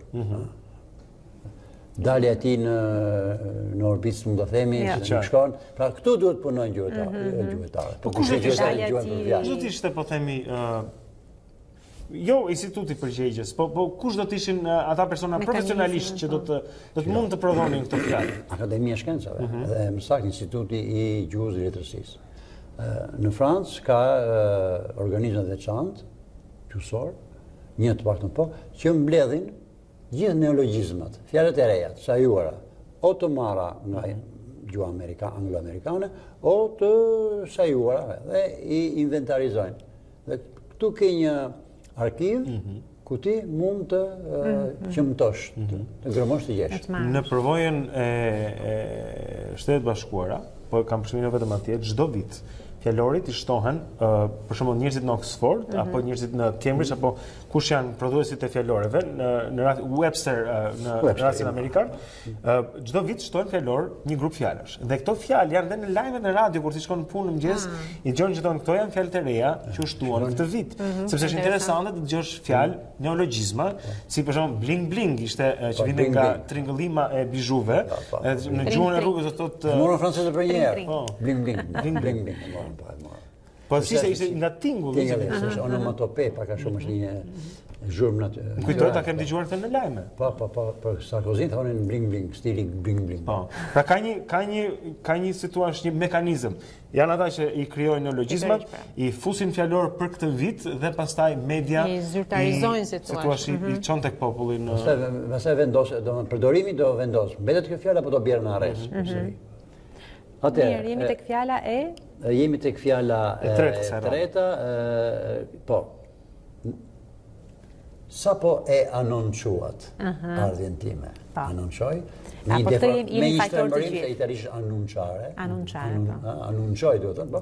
Hyri annuncioj, shka ne marrim fjalët i përdorim si letë, si duam ne, se s'ka ligje, nuk annuncioj është bëj të ditur, përmend, them, siç e anonqova, duhet thënë, siç e thash, siç e përmenda pak më. Njoftova ndoshta? Njoftova, siç e njoftova. Për shembull, nëse ne do të thonim siç anonquam ose do të anonçojmë të ftuarin e radhës. Do të njoftojmë të ftuarin e radhës apo? Ju njoftojmë ose ju bëjmë të njohur, të ditur apo? Po, ju bëjmë të ditur të ftuarin. Ka dhe më thjesht. Kësaj radhe kemi si zakonisht të ftuarin tonë të përjavshëm, zotërinë në fjalë përballë jush. Mund të themi, kemi kënaqësinë të tregojmë kush është, pra format mund të jenë shumë të ndryshme. Po ideja është të shmangësh përdorimin e kësaj fjale të huaj. Dhe këtu besoj që ne gazetarët e kemi. Po hyrja anoncoj tani e përdor shumë. Po, e vërtet. Kjo ishte fjala e tretë. Anoncoj. Kjo ishte fjala e tretë. Tani kemi foljen e jap. E kam përmendur foljen e jap kur thash që në vend të themi i dha, presidenti i dha, i akordoi.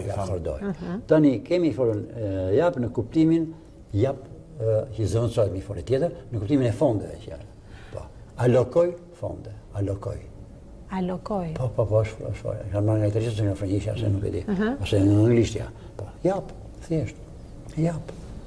Dha, ky institucion ka dhënë fonde për ndërtimin e këtij projekti, realizimit këtij projekti. Po, që allokoj, ka allokuar. Pse vjen allokoj, allokuimi, këto me ui janë kontribuimi, kontributi, po thuhet, por evakuimi. Evakuoj, duhet me dy u. Popullsia e evakuuar, duhet me dy herë me një eva. Popullsia që nëse, du të themi herën tjetër këtë punë. Evakuimi.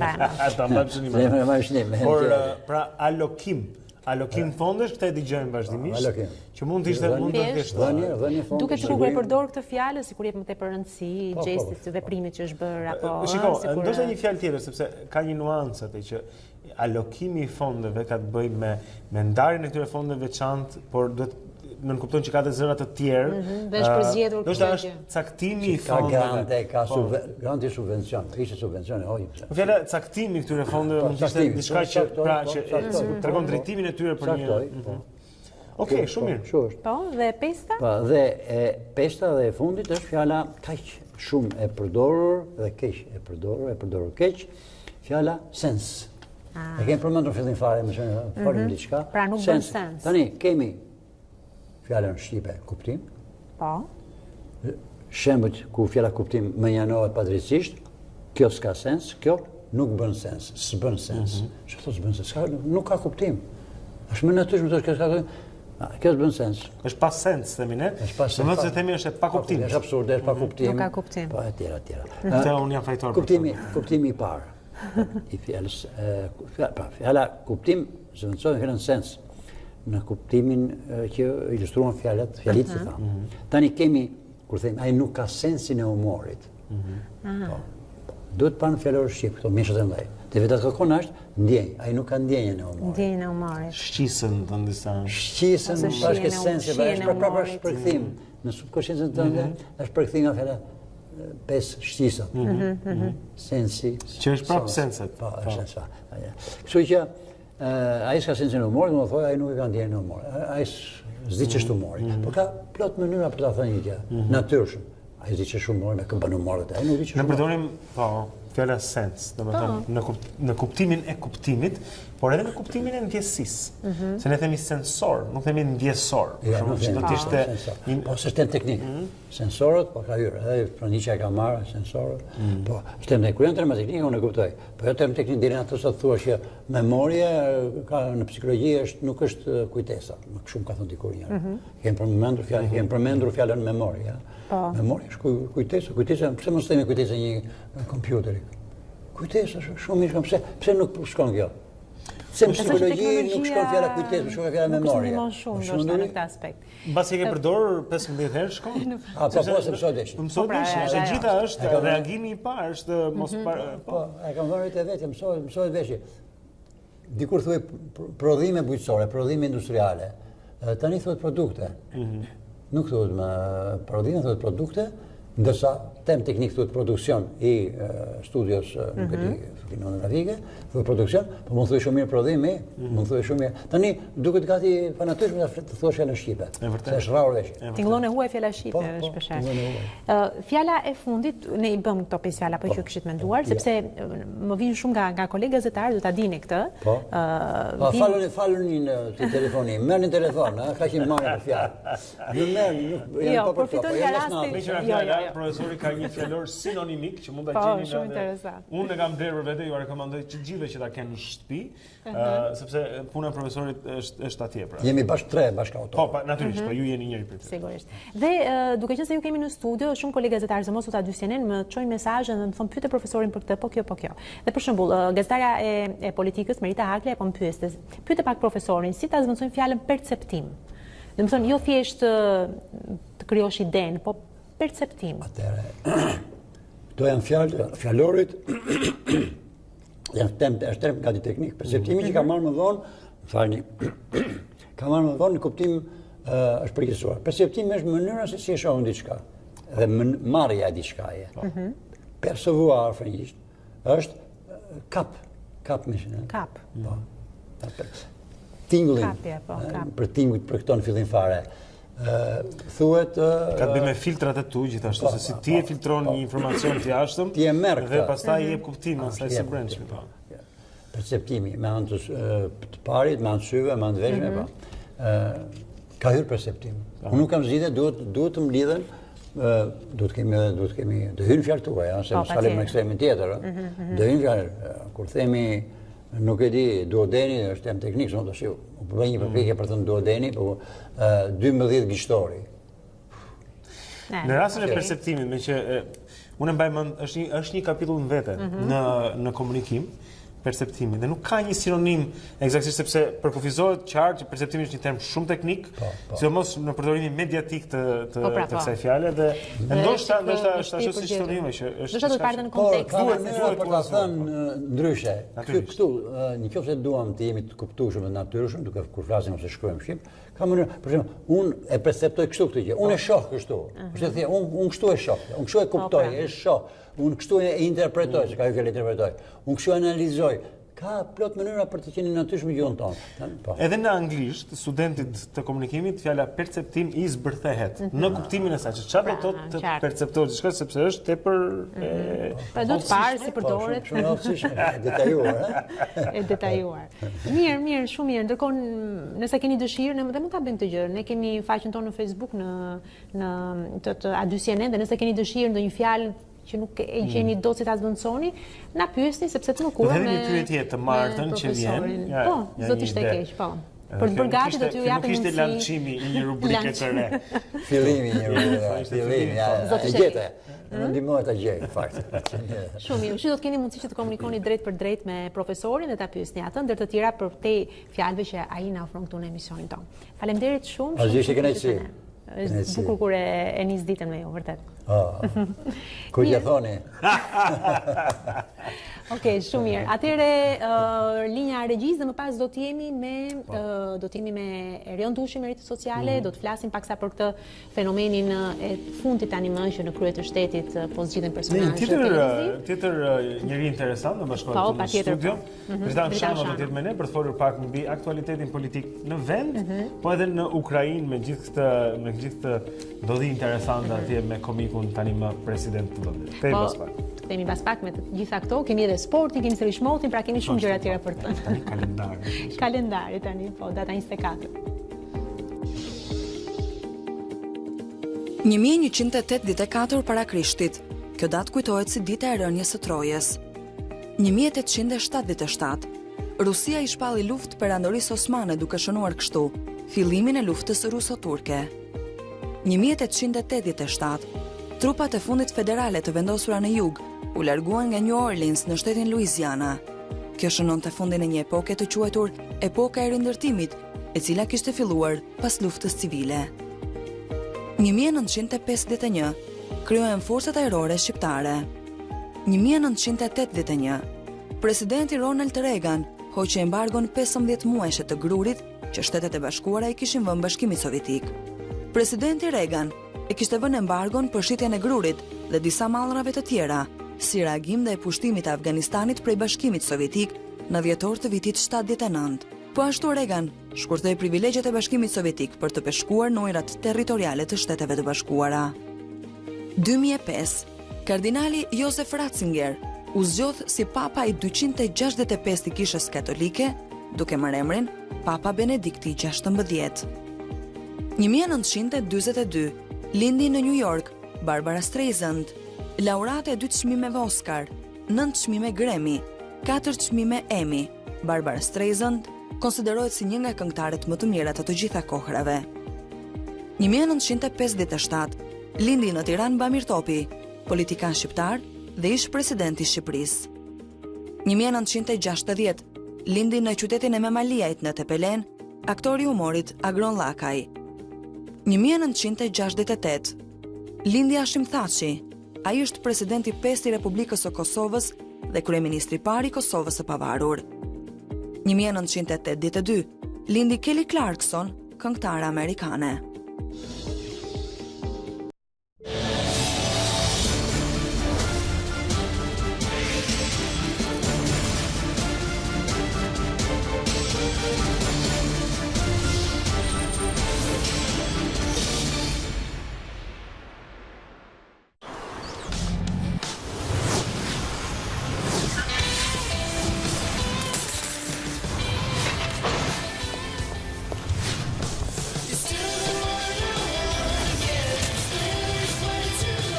Kjo është fibra optike, teknologjia më e lartë e transmetimit të internetit, me shpejtësi 1 gigabit për sekond dhe pa shkëputje në rrjet.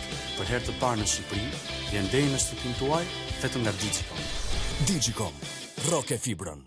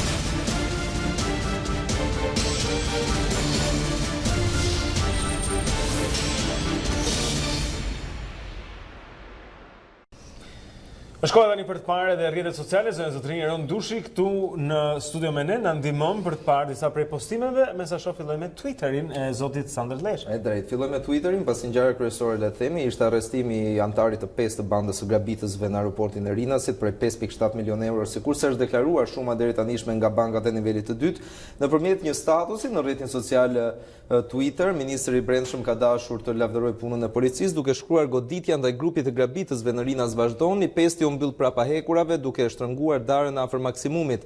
Respekt për punën e policisë së shtetit dhe të prokurorisë. Duhet kujtojmë këtu që njëri prej të arrestuarve ka bashkëpunuar me prokurorin për të nxjerrë në pa rolet që ka pasur gjithë secili prej tyre, duke u bërë kështu një nga bashkëpunëtorët e mirë, një nga rastet e pakta ndoshta për sa i përket kriminalitetit në vend. Ngjarjes në fjalë ka dashur të shkojë pas nëpërmjet një tjetër postimi po në rrjetin social Twitter, vetë kryeministri Edi Rama, i cili ndër të tjera edhe ai lëvdon punën e policisë duke thënë se arrestohet edhe një autor tjetër i grabitjes së Rinasit duke ngushtuar më tej rrethin e keqbërësve fal punës intensive dhe profesionale të policisë së shtetit, e cila po provon se ka kaluar në një nivel të ri fuqie goditëse ndaj krimit, duke folur për ditë me rezultate konkrete. E mbyllim këtu ngjarjen e Rinasit për të kaluar tek ajo që dje mbajti pezull të gjitha mediat, meqense her pas here kishim dalje të kryetarëve të cilët tani më janë aleatë të Partisë Demokratike dhe firmosnin koalicionin për qeverisje që do e çojë vendin drejt zgjedhjeve të lira dhe të ndershme, sikurse thënë ata, nëpërmjet një postimi të gjatë në rrjetin social Facebook. Monika Kryemadhe ka dashur të theksojë ndër të tjera se Lëvizja Socialiste për Integrim futet në këtë bashkëpunim të dytë me Partinë Demokratike, tani më jo për bashkëqeverisje, por për largimin e Edi Ramës dhe për të realizuar zgjedhje të lira dhe të ndershme, thot ajo. Për sa i përket të gjithë procesit dhe aksionit opozitar, sigurisht që kjo marrëveshje është flamuri shpresës për shqiptarët, ka dashur të theksojë gjatë ditës së dieshme përpara mediave zonja Kryemadhe. Por ajo që u vure në këtë koalicion është pjesëmarrja e dy partive që deri dje kanë qenë kundërshtare me njëra tjetrën. Flasim këtu për PPD-n, Partinë për Bashkimin e të Drejtave të Njerëzit, me zotin Dule, i cili ka shkuar më tej duke thënë se nëpërmjet këtij koalicioni ne do të çojmë përpara interesat e minoritetit grek në Shqipëri, por duke pasur parasysh që në të njëjtin koalicion ndodhet edhe Shpëtimi Drizi, Partisë për Drejtësi, Integrim dhe Unitet, i cili gjithashtu nëpërmjet një statusi të gjatë në rrjetin social Facebook ka dashur të cilësojë pse është pjesë e këtij koalicioni dhe pse ky koalicion duhet të shkojë përpara fuqishëm për të çuar Shqipërinë në standarde të reja dhe për t'i dhënë gjithashtu, sikurse e thekson ai, zgjidhje kauzës së çamve, ku edhe në faqen zyrtare të partisë së tij ekziston një foto që është cover ku shkruhet "Çamëria nuk harron". Do lëm pas këtë çështjen e koalicionit opozitar të ditës së dieshme, do ndalemi tek ajo që gjithashtu përbën lajm, është krijimi i partisë, le të themi në kohë rekord, për 5 orë u mbyll regjistrimi në gjykatën e Tiranës dhe pjesëmarrja në Komisionin Qendror të Zgjedhjeve për regjistrimin e kësaj partie dhe force politike në zgjedhjet e 30 qershorit, nëpërmjet një statusi të gjatë po në rrjetin social Facebook, ka qenë kryetari Astrid Patozi, i cili ka dashur t'i bëjë të njohur opinionit publik, por se kjo parti duhet pikërisht në këtë momente ku duhet të cilësojmë edhe një fakt tjetër, është anatemuar ndoshta, por është komentuar gjatë që është e futur nga Edi Rama po i shërben partisë në pushtet për të larguar kështu opozitën që tani më ndodhet jashtë parlamentit dhe nuk do të arrijë dot asgjë, sikurse edhe kryeministri e ka theksuar. Ndër të tjera ai thotë se ndryshimi i sistemit dhe çlirimi i zgjedhjeve janë kauza jon, një kauzë të cilës do i shkoj hap pas hapi për ta çuar deri në fund. Pikërisht kësaj kauze Partisë Bindja Demokratike, që duket që tani më shumë e komentuan edhe për faktin që ka kopjuar atë logon e famshme të Partisë Demokratike, i shkon pas edhe kryeministri Rama, ku thotë që pas djegjes së mandateve, koalicioni kundër zgjedhjeve, një tjetër formë e padëgjuarve të vrasjes politike, humbzit kronik janë peng i dëshpërimit të tyre, po Shqipërinë se marrin dot peng. Ky është lajmi. Zgjedhjet as ndalen, as shtyhen. Më 30 qershor qytetarët do flasin me vot në çdo bashki, shkruan kryeministri, për të mbyllur kauzën e koalicioneve, por edhe partive të reja që dalin në temë. Pikërisht kësaj ngjarje ne donim të shkëputnim një nga komentet e shumta online për t'i dhënë një tjetër ngjyrim të gjithë lajmit, është pikërisht Enkel Demi, i cili nëpërmjet një statusi të shkurtër ka dashur të shkruajë se pas konsultimeve me miq ndërkombëtar, një fakt dhe tok fjalësh që ai e ka përdorur shpesh gjatë ditëve të fundit, shqiptarët themelojnë një parti ku të gjithë janë kryetar, asnjë nuk pranon të jetë antar, si për të thënë kështu edhe për të nxjerrë në pa dëshirën e madhe të shqiptarëve për të qenë protagonistë në gjërat që bëjnë. Do e lëm pas edhe këtë çështje, do të kalojmë tani tek një tjetër e radhës që ka të bëjë me një denoncim ndoshta apo një të vërtet, sikurse e quan ish kryeministri Sali Berisha nëpërmjet një fotoje që ka nxjerrë në rrjetin social Facebook. Ai ka nxjerrë kryeministrin Edi Rama, i cili radhitet sikurse dhe të tjerët në aeroportin e Hollandës, ku ka qenë pjesëmarrës për një takim dhe marrëveshje të shumta, ku shkruan kontroll special nga autoritetet policore të kufirit të Mbretërisë së Hollandës, si për të thënë kështu që tani më çdo gjë ka ndryshuar dhe nuk ka më prioritet apo privilegje që kanë gëzuar deri më sot politikanët shqiptar teksa vizitojnë këtë vend, ku kujtojmë javën e shkuar në parlamentin e tij u votua një kërkesa që do të bëhet Bashkimit Evropian për rivendosjen e vizave me Shqipërinë. Kaq ishte. Mirë. Super, faleminderit. Faleminderit ju. Faleminderit. Për shpejt dhe pa dhimbje. Kthehemi tani zonë zotrin tek trafiku për një moment dhe do të ritakojmë gjithashtu edhe me zonën e sportit dhe Ralin atje për të marrë informacionin e tretë të fundit nga kjo pjesë e të dhënave, për ja ku e kemi hartën e Tiranës, në këto momente, siç mund ta shikoni, është e skuqur nga të gjitha anët, ende ka vonesa, në të gjitha rrugët kryesore, nyhet tek rrethrrotullimi Shqiponjës Unazare, rruga Dritan Hoxha dhe pastaj pjesa e sipërme në rrugën e Dibrës, paraqiten me vështirësi, Unaza nga Ministria në zonën e Ministrisë Jashtme. Ka vonesa, edhe pse paraqitet pak më mirë se më herët, tek kryqëzimi i rrugës Bardyl me rrugën Hoxha Tasim do të hasni vështirësi, e gjithashtu është e ngadalt edhe kalimi në rrugën e Elbasanit dhe vijimi më tej pasaj drejt rrugës së barikadave, pra në qendër të qytetit është i ngadalt. Dhe kthimi i gjithë makinave para bashkisë për të ardhur tek Top Tani është gjithashtu me vështirësi. Kaq për të transmetim të trafikut. Mirë, atëherë kalojmë sërish tek studio e lajmit, takimin e fundit me Ral Kodhelin dhe informacionet nga sporti. Linja shkon atje. Ju përshëndes sërish miqtë dy CNN në këtë pjesë të tretë sportive. Do të flasim për Leipzigun në Gjermani. Kjo është skuadra e parë finaliste e kupës. Pas fitores 3-1 ndaj Hamburgut me golat e Poulsen dhe Forsberg, tashmë ata presin të mësojnë emrin e kundërshtarit të finales së 25 majit ndërmjet Werder Bremenit dhe Bayernit të Munichut. Arritje jashtëzakonshme për Leipzigun me ecurinë e ekipit që ka qenë mbreslënse për ngjitjes së tyre në elitën e futbollit gjerman në vitin 2016. Leipzigu ka në dorë edhe fatin e sezonit të Bayernit. Më 11 maj ata luajnë ndaj bavarezëve në kampionat dhe me fitore mund t'ia dhurojnë titullin Borussias së Dortmundit, ndërsa kanë shanse të imposhtin kampionët e Gjermanisë edhe nëse do të jenë përballë në finalen e kupës. Kapiteni i Islandës Aron Gunnarsson dhe kundërshtari i radhës së Shqipërisë në eliminatorët e Europianit ka zgjedhur një mënyrë të veçantë për t'u rikuperuar. Mesfushori i Cardiff preferon të bëjë terapinë në vaska të mbushura me birë.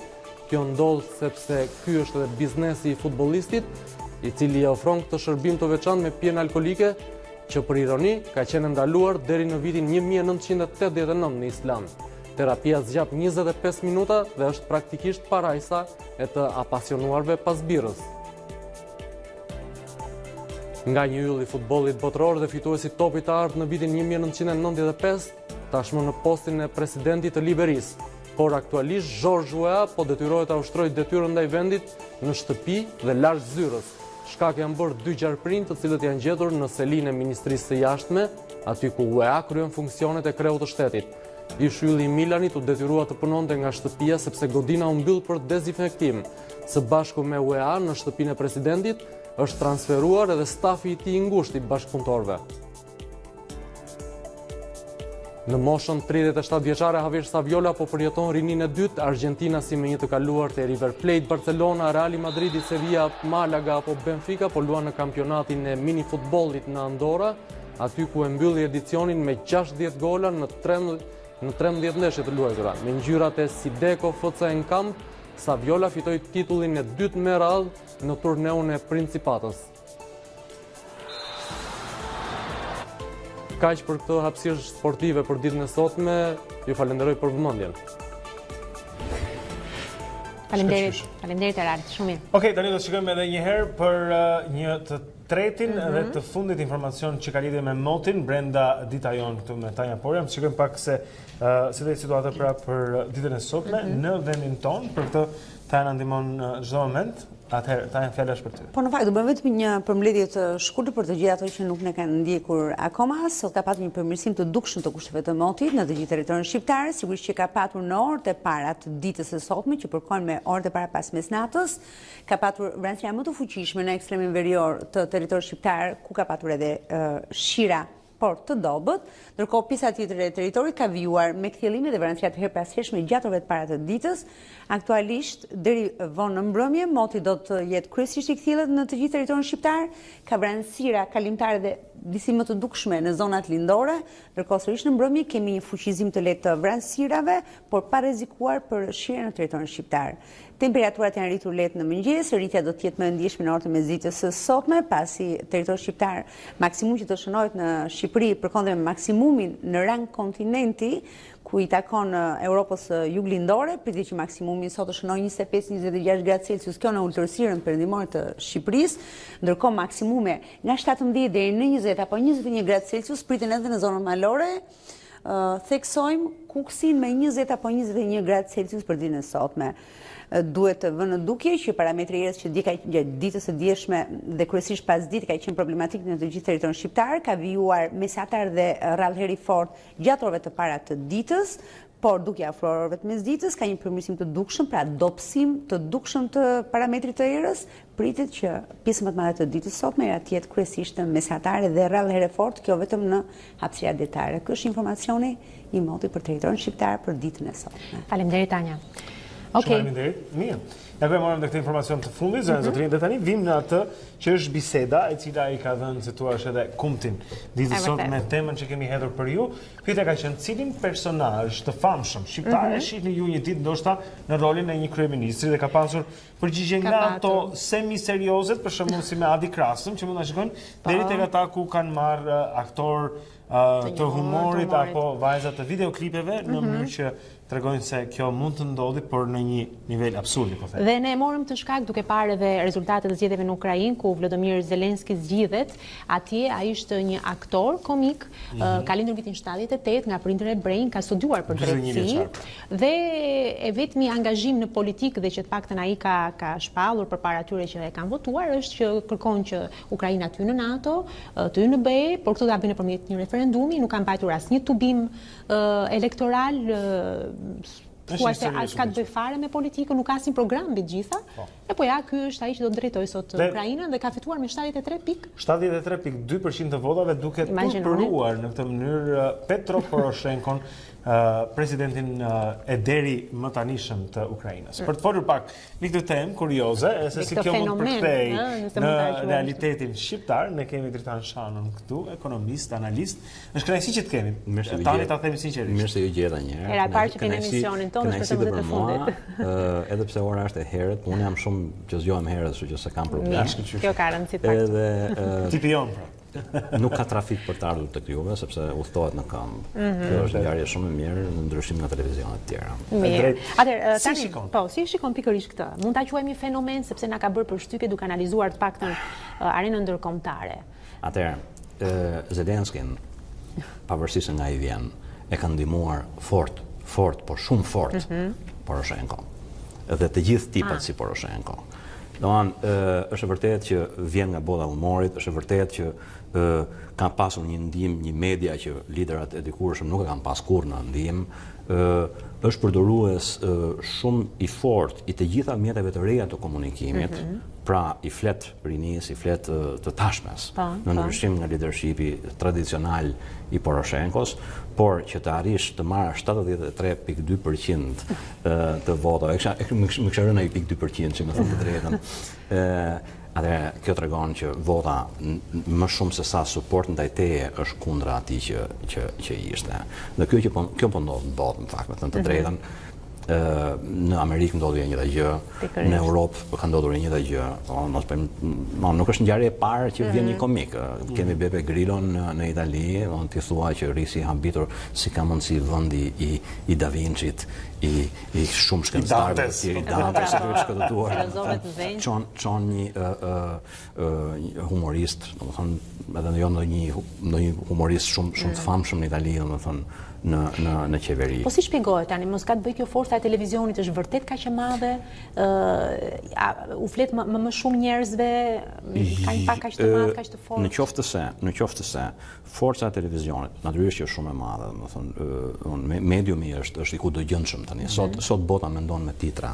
Shpejtësia mbi cilën bivendosen çështjet në trurin e njeriut është aq e madhe sa që ai vetë nuk e percepton që në fund të ditës vendimarrja e tij ka qenë e pilotuar nga ai që ka pilotuar titrat e emisioneve. Në nën ndërgjegje. Absolutisht. Lëvizjet më kujton një nga gjërat që më ka habitur mua në vitin 89 kur më ra në dorë një libër administrimi biznesi, ku shoqata konsumatorëve në Amerikë kishte hedhur në gjyq Coca-Colën sepse sipas saj pulsonte 256 herë brenda pak sekondave dhe e çonte në mënyrë të pavetdijshme konsumatorin të blinte. Po kjo ishte në 89, sot jemi në 2019, atëherë s'kishte as Facebook, as Instagram. Tani ata kanë të dhënat tona edhe gjithçka. Praktikisht ne punojmë për gjigantët e informacionit. Por sikur të thash në fillim, kjo gjë është e pamundur të ndodhi në rast se pala tjetër, ajo që e humb atë pushtet që fiton komiku në rastin ton, të mos ketë bërë zullume aq të mëdha sa që ti detyrojë njerëzit të largohen, sikundër juve thatë. S'kishte as program, nuk bëri as tubime. Është një gjë që është dukshëm e ndryshme nga ajo që ata nuk duan më ta kenë. Është e ndryshme nga të përhershmit e politikës, siç e quaj unë këta tanët këtu në Tiranë. Jam shumë dakord me premisën që ti shtron që është pakënaqësia, pra, e cila ka shkaktuar këtë lloj reagimi pakënaqësia në Itali, që dim italianët son stufati, si thonë ata, për shumë kohësh. Kemi pakënaqësinë në Shtetet Bashkuara të Amerikës, siç kishte mbas një krize e viteve të po, gjithandej dhe dalin këta personazhe. Donald Trump del nga reality TV, UEA, i cili nuk dilet dot nga shtëpia se ka gjerprin tani, nga fushat e Milanit bëhet president. Absolutisht. Në Shevchenko në mos gaboj është në ato ujëra. Duhet si një alternativë ndaj politikës tradicionale. Absolutisht. Dhe sistemeve. Domethënë, kjo është gjëja që po ndodh sot në botë. Unë uroj që shqiptarët ta kuptojnë një orë më parë atë gjë, edhe pse dukshëm pakënaqësia e tyre shprehet duke u larguar nga vendi. Jo duke marrë pjesë në votim, pra mënyra se si ne transportojmë këtë gjë është që ende ne nuk po i japim një aktori të ri atë suport që të realizonte pikërisht zëvendësimin e elitës të vjetër politike, të ngulur fort në periudhën para 90-s si formim. Ne nuk po e bëjmë këtë gjë për shkak se ne nuk e kemi atë mendje të shëruar siç kanë këto shtete të tjera. Ne jemi një vend me një kulturë që është problemi jon kryesor, ne s'kemi probleme të tjera. Problemi jon është kultura osmano-komuniste që ne trashëgojmë. Dhe forcat politike nuk e kanë kryer detyrën për të kontribuar në ndryshimin e kësaj kulture. Përkundrazi përfitojnë dhe perpetuojnë këtë kulturë. Dhe njerëzit e ndjejnë dhe largohen. Në aktualitet, kjo otomano-komuniste, si ta kuptojnë në realitetin tonë? Ne realiteti jonë është shumë i thjeshtë për të kuptuar. Kultura e njëshit, ai e di, të përhershmit e politikës që kanë 30 vjet që nuk lëvizin. Këto janë gjëra që nuk është se ne jemi vetë kontribues të kësaj ngjarje. Jemi, sikur të thash, ne e perpetuojmë me mos kryerjen e veprimit ton. Ne jemi ata që rrim kafe një pjesë e madhe, dhe themi mos e presim që punën tonë ta bëj dikush tjetër, se ndoshta, domethënë ajo na vjen kështu si dhuratë në tavolinë. Por ama mos harrojmë, për mua si ekonomist, këto 5 vitet e fundit kanë qenë shumë të rënda, sepse për herë të parë shoh një eksod të ftohtë, të qetë. Njerëz që ikin me biznes plan, ndryshe nga i eksodi emocional i 91-shit, 92-shit, një shpërthim. Ky nuk është shpërthim. Kjo nuk është shpërthim. Kjo është një vendimarrje e planifikuar, e studiuar, do ikin Kanada, do ikin Gjermani, dhe kjo është ajo vota e vërtet e protestës ndaj çfarë arrin të prodhoj dhe të propozoj leadershipi politik i tanishëm. Do të tingëllonte një çudi nëse një ditë bukur në Shqipëri do të shikonim që kandidat do të ishte vërtet jo për ta marrë për ngjyrim negativ, sepse edhe një aktor komik pse jo mund të bësh shumë mirë si gjithkush në fundit ka të drejtë të zgjidhë. Por që ndoshta do të tingëllonte pak sa çuditshëm, që s'da kishim në krah të politikanëve siç the edhe ti, dhe që janë prej 30 vjetësh në skenë dhe që konkuronin përballë tyre. Të duket një realitet që mund të vinë në Shqipëri ky lloj fenomeni? Në Shqipëri unë shoh pak të vështirë këtë gjë, sepse individi shqiptar ka dhe idenë që mund t'i bëjë ai vetë të gjitha. Pra, nuk është se e respekton profesionin e tjetrit. Në Shqipëri të gjithë janë politikanë, të gjithë janë trajner futbolli, të gjithë janë ekspert balistik kur vjen puna për të diskutuar nga shkoj plumbi apo ku të dion se çfarë. Kjo është e vërteta. Kapim të vrasën. Të gjithë, ama se këtë e dishim, më ka qelluar që të fillojë një konsulencë shumë vite përpara, të cilën e mbyllëm bashkë me atë kolegun brenda punë 2 javësh, domethënë, sepse ti i flisnin edhe i shpjegonje dhe ai njeriu thoshte po unë këtë i dinja. Po mirë, po pse erdhe këtu i thoshon. Dua të them këtë gjë. Ajo çka e pengon këtë që të ndodhi, e pengon pak, mos kujtojmë se e pengon shumë, është kjo sensi i perfeksionit që ka individi shqiptar, i cili nuk pranon që për gjërat që i ndodhin shumicën e fajin e ka vetë, po thot e ka fajin ai tjetri. Domthonë ajo që pengon këtë gjë është tendenca jonë që të gjejmë fajin në një konspiracion apo në një vend tjetër. Që jemi afër. Megjithatë, ka patur përpjekje për ta lidhur pak me aktualitetin këtu tek ne. Pra dje u formalizua një forcë re politike dhe natyrisht që reagimi ka qenë miks, po e quajmë. Ka nga ata që thonë, "Ok, po ç'kemi për të humbur?" Sepse deri tani kemi ardhur në atë perpetuum që ti thua, në vend numëro, pra duke u sjellë vërdall, e ka nga ata që thonë u bën këta, kush janë këta, domethënë edhe ajo pak shqiptare. Si e shikon në një pak më ftohtë?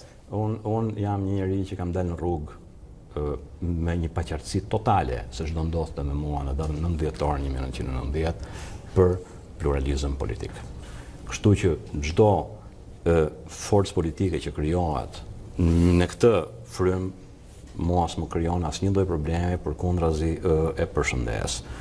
Ajo që mund të veçoj unë nga ngjarja e djeshme është që i gjithë sistemi jonë i verifikimit të një partie politike ra. Ngjarja ndodhi brenda 5 orësh, në mos gaboj unë, dhe mua kjo nuk më pëlqen, sepse ato që mbajnë një shoqëri në këmbë janë disa rregulla, disa normativa që garantojnë pikërisht sigurinë.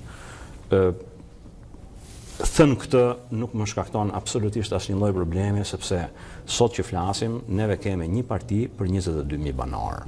Se u shtua edhe një, nuk më shkakton asnjë problem.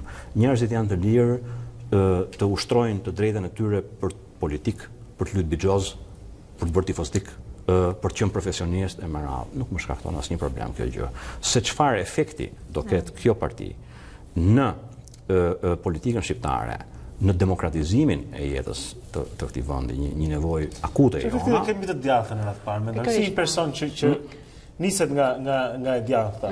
Çfarë mendon se ose përfaqësimin e djathtë, po themi politik? Do t'i trazoj pak ujërat në krahun opozitar? Nuk mendoj që do ndodhi kjo gjë. Dhe sikur të thash, unë jam tifoz i kohës, nuk jam tifoz i ditës. Koha është gjykatësi më i pamëshirshëm për të gjithë ne. Për të treguar, ky formim partie do ndihmoj të djathtën, do ndihmoj demokratizimin e Shqipërisë apo do i çoj ujë të majtës në funksion të rezultateve elektorale. A do jetë kjo parti, domethënë do t'i ngjaj për nga rezultati që do prodhoj bashkimeve profesionale apo jo, unë këtë gjë nuk e di. Këto janë gjëra që do i verifikojmë në kohë. Por ama unë jam një nga ata persona i cili them që duhet dyshuar për çdo gjë dhe çdo njeriu i do të dhënë benefiti i dyshimit. Kjo më çon mua si dhe i krishterë mirë që jam, që as mos të gjykoj njëri dhe as mos të dënoj njëri. Po themi shëndetshëm. Absolutisht, është normale. Shohim dhe provat që do të ketë përpara kjo parti e re, që janë shumë të shpejta, sepse te koha, meqenëse folëm për elementin kohë, nuk është shumë shpejt. Do ndodhi ngjarja, domethënë me biznesplanin e qeverisë, me tonin nuk do ndodhi ngjarja. Ne nuk presim të ketë zgjedhje, sepse sikur të thash, unë i përkas një formacioni dhe një bindje që demokracia qëndron mbi 2 këmbë. Nuk mund të qëndrojmë me një këmbë, pavarësisht se sa fort edhe se sa me çfarë retorike të bukur njëra palë apo tjetër e ndërton atë aksionin e vet politik. Mirë. Demokracia nuk është lejlek, është me çfarë mbyllim nga Dita Jonë në fund fare. Pse jo? Është kemi arritur në limitet e kohës. Dita, shumë faleminderit për analisti dhe ekonomisti Dita Jonë me ne. Zotëri, kemi mbritur në fund pra të Dita Jonë edhe për ditën e sotme, ne do të ritakohemi nesër në një tjetër program në orën 7. Po nesër është ditë e njëjtë, do të jemi këtu duke u pritur dhe për të bërë shoqëri në një tjetër fillim dite. Jeni më pas me Ditarin dhe Alba Lyshanin, bashkë me u pafshim.